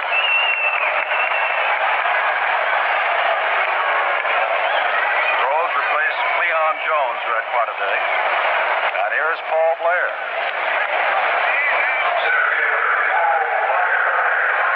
Well, you know, Sandy, everybody will go home. The players disappointed somewhat, of course, but fans will go home. The National Leaguers will be happy. The American League fans will not be happy. But how do you think the American League front office must feel if they're going to lose 11 out of the last 12? There's a curve from Kuzman, strike 1 to Blair. It is no longer funny. Before 1949, the National League wanted this called off because the American League had a 12-4 edge. Outside the high, it's 1-1 now to Blair, but since 1949, 17-5 the National League. Jim, they used to say that the players treated this as an exhibition game, but I think what you're talking about is exactly what's happened. It's no longer so. It's league pride. Drive to left field, not hit too well. Rose comes over, and Charlie Hustle makes the grab with one hand, having difficulty with the footing and the ball dying in this heavy air. Jim, definitely. Rose, as he started, slipped. His back foot went out from under him, and he almost went to his knees, but he managed to get started again and get there just in time to catch the ball. Pete's out there now patching up the sod. Now let's see what Red Schoendienst is going to say as he walks out to Jerry Kuzman. Kuzman may be all through, and Jerry gave up a leadoff double but has since retired 5 men in a row. But then again, Schoendienst is not upset with Kuzman as he's bringing in another pitcher. It is simply he wants to give more people a chance to get into the ball game. It is 9-3 with Boog Powell up. Kuzman, of course, is a left-hander. And in any other ball game in the year, you would say, well, leave the left-hander in to pitch to the left-hander, especially when you've retired 5 in a row. But then again, you got to realize that there's some top pitchers here, and Larry Dierker, who has had a great year for the Astros, is going to get his chance to come in and throw. Dierker is 12-7, 2.54. Kuzman, who pitched An inning and 2/3 and gave up just 1 hit, leads the ball game. Jim, I was a little worried that possibly Koosman might have hurt himself. To Blair, he threw nothing but change-ups, a slow curveball and a couple of change-ups. But I think that's the way he was trying to pitch to Blair, because when Red came out, he was smiling out there. So that's not a man with a sore arm when he's smiling. I think it's just Red's way of trying to get more guys into the ball game. He couldn't use them early. You don't know what's going to happen. But now we're into the 8th inning, so he can go ahead and start to use more pitchers and give them a chance. He's got to keep at least one, though. Durker becomes the 5th pitcher. And a word about Apollo 11. Apollo 11 is now past the halfway point on its return trip from the moon, and everything is still going beautifully. The only hitch in President Nixon's plans to go out to meet them is the fact that he was unable to see last night's All-Star game because of the rain. He left and will be on the Carrier Hornet. And we all know that when Armstrong, Aldrin, and Collins return to Earth, it is going to be quite some celebration and quite an emotional experience. And who will ever forget in this year 1969, not only the 100th anniversary of baseball, but more importantly for the world and all mankind, the feats of these 3 men when they set foot on the moon. Boog Powell with 2 out in the last of the 8th to face Durker. Jackson has joined in the bullpen. Grant from the Phillies, a left-hander, and is throwing. John Necro, the knuckleballer from Atlanta. But they're 2 out, and it's 9-3, the National League. And Durker on the mound, and he throws, and Powell fouls it over our heads upstairs.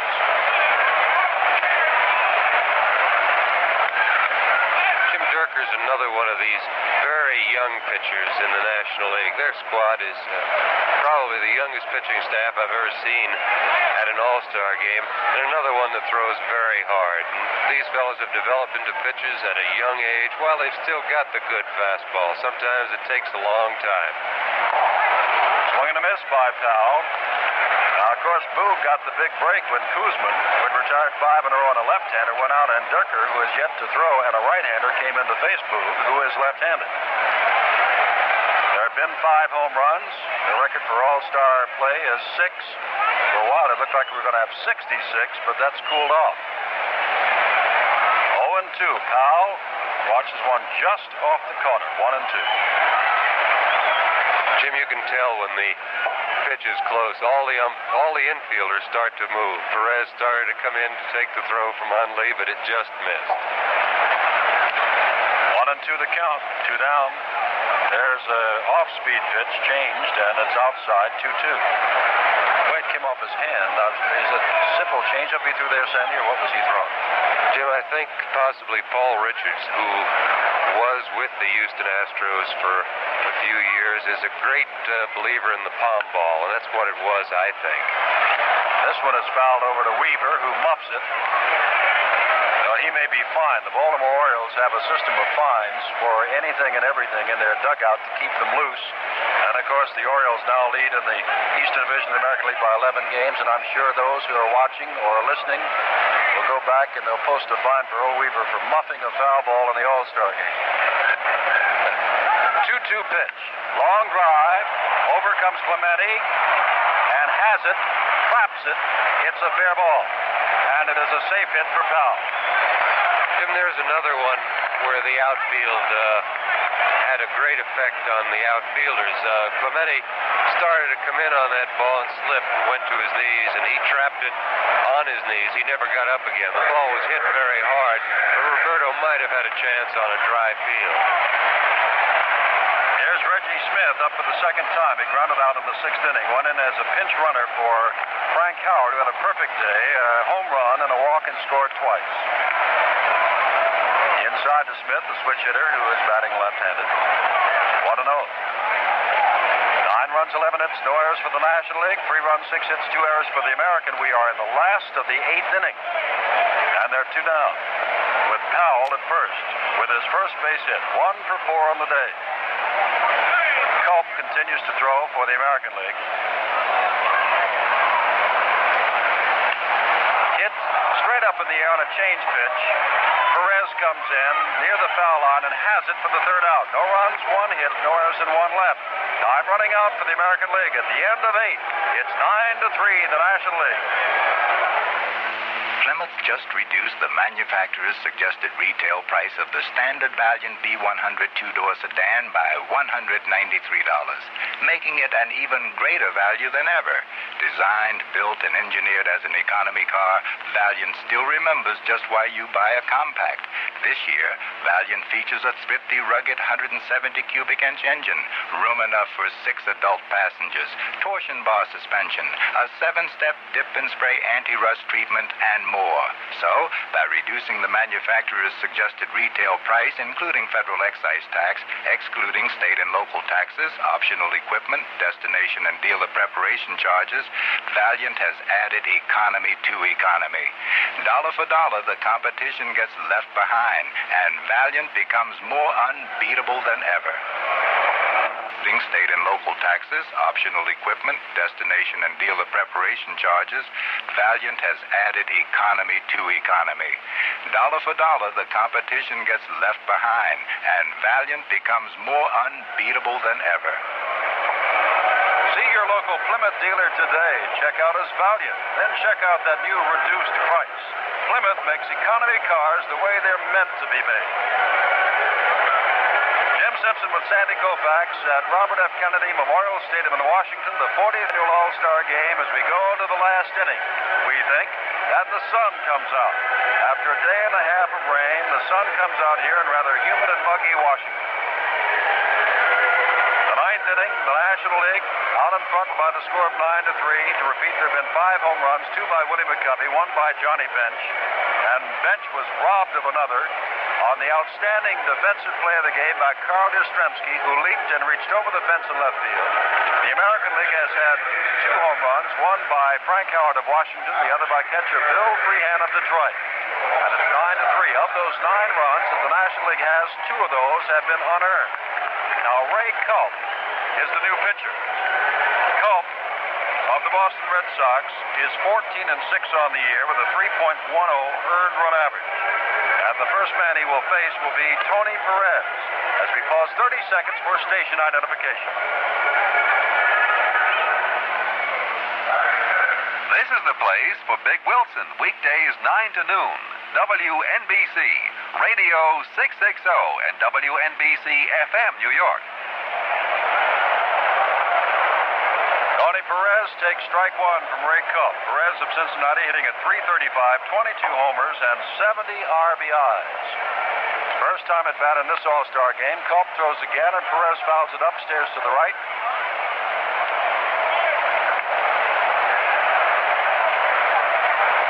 And it is strike 2.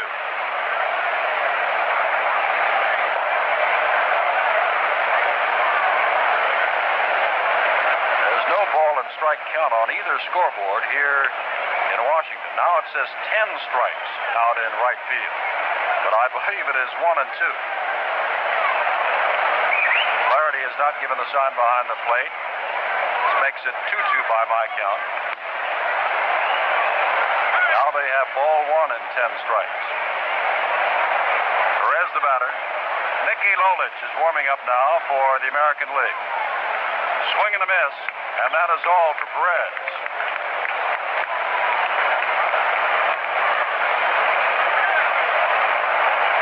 Culp has his first strikeout. McDowell struck out 4.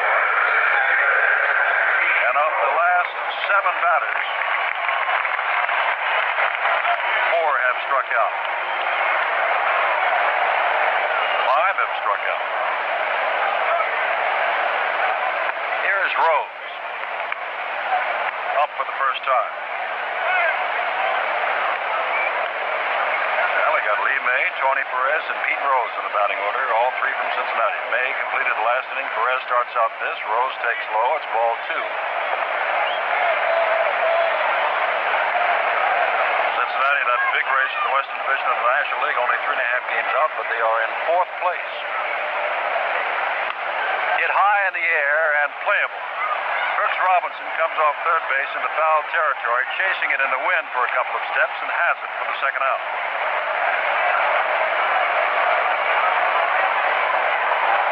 And Randy Hundley up for the first time. Bench had a home run in the second. Next time up, he singled and scored in the third. He walked in the fourth, and then Yastrzemski robbed him in the sixth with that great catch. And this is Randy Hundley of the Chicago Cubs up for the first time. Lolich is throwing for the American League, and now Juan Marichal has joined Phil Niekro to throw for the National. Hundley swings and misses strike one. Jim, I just noticed that Niekro sat down, and Seaver from the Mets, Tom Seaver, has gotten up, so I guess some of the pitchers who aren't going to get in the ballgame are trying to get their work in anyhow in the bullpen here in Washington. Strike two, swinging by Randy Hundley. Sand and I were in Montreal on Saturday and watched Tom Seaver with a chance to pull the Mets even on the loss column with the Cubs get knocked out after a couple of innings of play. Surprised everybody, and maybe even the Expos. And Hundley strikes out, and Cubs strikes out two of the three. No runs, no hits, no errors, none left. 10 in a row. The National League have now gone down, but they lead at the end of 8 1/2, 9-3.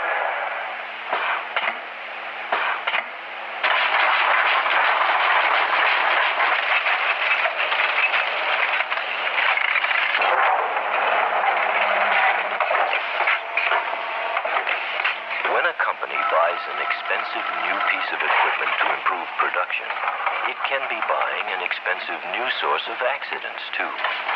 That's why it's always a good idea to bring in a man from the Hartford. The Hartford has over 200 loss control specialists on call at any time for any of its customers to help them set up control measures and programs for safe operation of machinery and daily activities. At the Hartford, we know it's possible to prevent most accidents before they happen because we have respect for the equipment and even more for the men behind it. Insurance by the Hartford. We try to keep things simple. Along with Sandy Koufax, this is Jim Simpson. And as they say, this could be it, the last of the night. For the American League, who will send up Roy White, Jim Fregosi, and John Roseboro or a pinch hitter. But in any case, Sandy, they've got to hit the flutter ball till Niekro of Atlanta's come in. Very definitely, Jim, and Niekro's best pitch is still the knuckleball. He'll throw a fastball or slider occasionally if he has to, but predominantly it's going to be knuckleballs that the American League is going to have to hit here. And looking down to the National League bullpen, it's a comforting sight for a manager to know that you've got Juan Marichal and Tom Seaver warming up. Roy White hitting .313 from the Yankees, 4 home runs, 46 RBIs. Go back. Fregosi is on deck. And the score is 9-3, and the American League is running out of time, nearly out of time, 3 outs away from going down to their 7th consecutive defeat. It would be 11 of the last 12, and the National League would lead overall 22 games to 17. More importantly, since 1949, it would be 18 out of 23 victories for the National League.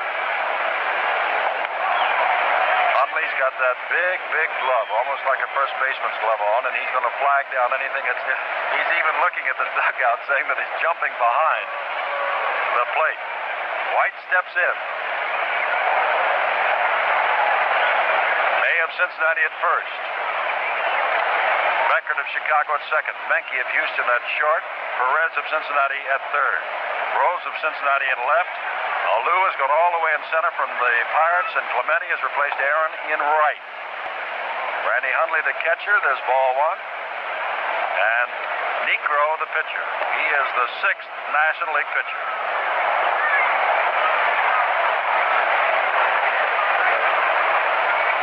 This one gets away from Randy. I'm trying to think. The Chicago Cubs, knuckleball pitchers there? I don't think so, Jim. I don't think they have any at all. The only thing I've ever heard any catcher say about the knuckleball, John Roseboro struck out against the knuckleballer one day, came back and said, "How do you expect me to hit it if I can't even catch it?" Well, there's strike two swinging by Roy White. They say he caught a tip of it. Foul tip. Alvin Dark, the manager of Cleveland, has been coaching at third base. Earl Weaver, the manager of Baltimore, has been first base. Ted Williams was an honorary coach here for the American League. Gil Hodges of the Mets, an honorary coach for the National League. 9-3, 1-2 the count to White, who's choked up on the bat a little bit. And it's 2-2 as this one stays outside. National League got off to quite a jump. Unearned run in the first inning. And a two-run homer by Bench in the second. They were off 3-0, and they haven't been challenged really since. This one is fouled over our heads. It's still 2-2. 5 home runs in this game, 2 by Willie McCovey, 1 by Johnny Bench, who could have had 2 were it not for a great play by Carl Yastrzemski. For the American League, Frank Howard and Bill Freehan have hit homers. Carlin stands to be the winner. Stottlemyre, the surprise starter, the loser. 2-2 pitch, and he struck him out, and Huntley held on to the ball. Jim, I think that was the easiest pitch Hundley had to catch there. After throwing him 4 or 5 knuckleballs in a row, Niekro just suddenly came with the fastball and had White fooled. And I think Hundley wanted to make sure he hung on to it and called fastball. Jim Fregosi will bat, and Sandy, we are going to have All-Star history. Carlos May is on deck. His brother is at first base. It'll be the first time brothers have been on opposing squads playing against each other in an All-Star game. High from Niekro to Fregosi, up for the first time after replacing Petroselli.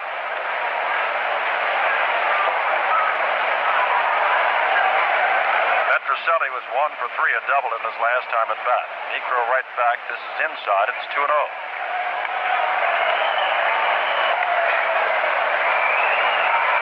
Jim Fregosi has been a starting All-Star shortstop on occasions. From the California Angels, 2-0. Fouled off and upstairs to the right. Fregosi this year hitting .270, 8 home runs, 25 RBIs.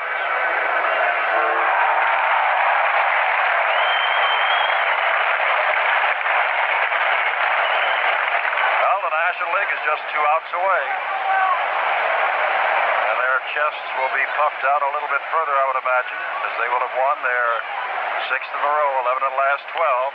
Ground ball, Niekro breaks off the mound, picks it up with his bare hand, turns and throws on to Lee May. Fine play, and 2 out. And here comes Carlos May, the boy who has put excitement back in White Sox Park in Chicago, hitting at .279, 18 home runs, 57 RBIs, strong as a bull, a left-handed hitter. And he's just liable to pull that ball down toward first base where his brother Lee May of Cincinnati is waiting. 1 out away from another National League victory. And the American League collectively will have to say, wait till next year. 6 runs down, 9-3 the score. And this ball was by May before he swung and missed. Strike 1.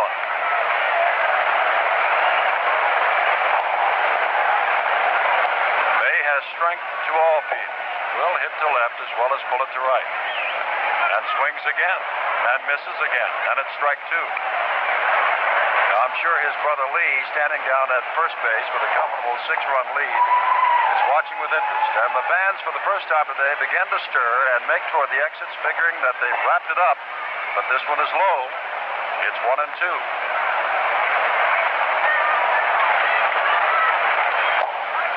Brooks Robinson on deck. Long way to go. 6-run deficit. And May strikes out to end the 40th annual All-Star Game.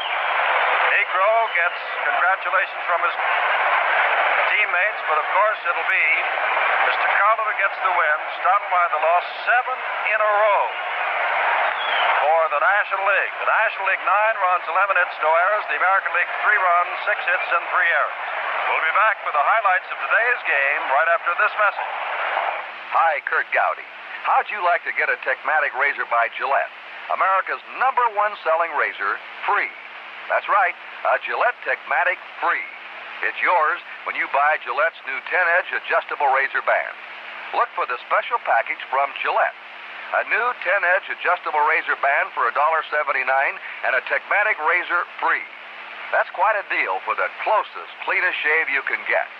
So why not get your Techmatic now while this free offer lasts? Try something unusual. Go on a diamond hunt. Pan for gold. Dig for pirate treasure. Phillips 66 is a good place to start. We're coast to coast. And we have the anti-pollution team. Phillips 66 gasolines and Trop Arctic motor oils. By fighting pollution in your engine, they help keep pollution out of the air. You get a better running engine, we all get cleaner air. And when you're prospecting for silver or seashells or dinosaur bones, you'll see a little better. The National League has won this game 9-3, and we'll repeat those statistics one more time. They are impressive. It is now 22-17. The National League's favorite for this 40th annual All Star Game. It is also a fact that they have now won 18 and lost 5 since 1949. They've won 11 of the last 12 and their last 7 in a row. As good as Steve Carlin was, and he was good enough to win this ball game, he gave up 2 of the 3 runs the American League managed. Both of them were long balls hit by Frank Howard and Bill Freehan for All-Star Game home runs. But Mel Stottlemyre, who started, was the victim of an error and an unearned run in the first inning. Johnny Bench had a 2-run homer in the second inning. Stottlemyre goes down as the loser, but Woody McCovey was the star along with Bench as far as hitting is concerned, in that Bench had a perfect day before Yastrzemski robbed him with a great catch in the 6th. That should go down as the defensive play of the game. Bench had a home run and a single, drove in a couple of runs, and scored one himself. Willie McCovey, of course, had back-to-back home runs in the 3rd and 4th innings. Stottlemyre the loser, Carlton the winner, and some comments from a former All-Star himself from Sandy Koufax in a moment, as we'll be back with a final summary of today's action in just a minute. You can take Salem out of the country, but you can't take the country out of Salem.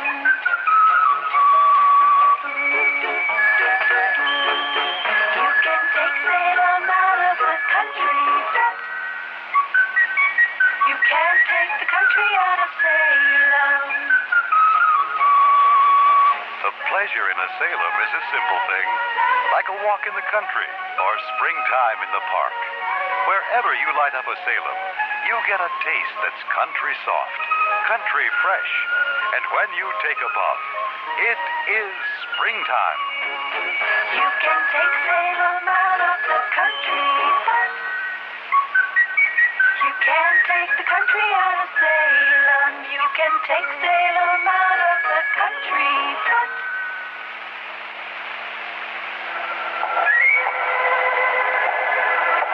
Well, Sandy, the National League got 5 runs in the big 3rd inning, but from the opening pitch, almost, the outcome was scarcely in doubt. Jim, it looked like we were going to have a very high-scoring ball game today. We did have quite a few runs, more than we've had in the past few years. But when you talk about this ball game, it always looks like it's going to be a pitcher's ball game. And for the last 5 innings, it was definitely that. You have so many pitchers coming in, surely that somebody's going to have a bad day. And we had 1 or 2 pitchers who didn't quite have their control or their stuff today. And a lot of runs were scored early. But from there on in, from the top of the 5th or the top of the 4th, the pitchers took over the ball game, which is bound to happen, I feel. Of course, the starting lineups came out. That didn't hurt any either, but everybody on this team is an all-star. And I have discovered in the last 3 years that it's just as much fun, almost, to watch it as it is to play in it. Well, Sandy, thank you very much. And, of course, this is just the mid-season highlight for baseball, the 100th annual year for Major League Baseball. Began with the Cincinnati Red Stockings back in 1869. Just a mid-season highlight. I know that the American League would like to win one, but they can wait till next year. Right now, it's back to the business at hand. Everybody begins play again tomorrow. In the American League, Baltimore leads the Eastern Division by 11 games. In the West, Minnesota over Oakland by 4. In the National League, the Cubs are in front of the Mets by 4.5, but only 2 games up in the loss column. And in the Western Division of the National League, Atlanta over Los Angeles and San Francisco by a game, Cincinnati by 3.5, and Houston is only 7 out. So lots of baseball left, And we look now to the pennant races, the divisional playoffs, and the World Series. And remember here, for complete coverage of Major League Baseball, NBC. Our producer today was Len Dillon. Our engineer from WRC in Washington, Dave Nolan. This broadcast has been authorized under broadcast rights granted by the Commissioner of Baseball, solely for the entertainment of our listening audience, and any publication, rebroadcast, or other use of the descriptions and accounts of the game without the express consent of the Commissioner of Baseball is prohibited. This 40th annual All-Star Game from Robert F. Kennedy Memorial Stadium in Washington has been brought to you by Chrysler Corporation, world famous for engineering. Insurance by the Hartford. We try to keep things simple. The new adjustable Gillette Techmatic Razor, the almost perfect razor made perfect. And by Phillips 66, where it's performance that counts. And now from Washington, Jim Simpson with Sandy Koufax. The final score again in the 40th All-Star Game, the National League 9, the American League 3. This has been an NBC Radio Network production. This is the place for Jack Hayes, weekdays noon to 3, WNBC, Radio 660 and WNBC FM, New York. Your transmission is one of the most important, most complicated parts of your car. Servicing it takes special tools, special skills, special people. That's why you're safer with AMCO transmissions. You're safer because AMCO has more experience. AMCO solves more than 10,000 transmission problems a week. You're safer because AMCO is a nationwide organization with 550 centers coast to coast where protection is available. You're safer because AMCO specializes in transmissions, not brakes, not mufflers, just transmissions. AMCO service starts with free towing, then a free road test and free 19-point multi-check. Then if your transmission needs repair, you get a firm price and fast service from trained AMCO mechanics who really know transmissions. There are 43 AMCO transmission centers in the metropolitan area. Check your phone book for the one nearest you. That's AMCO, AAMCO. Remember, you're safer with AMCO.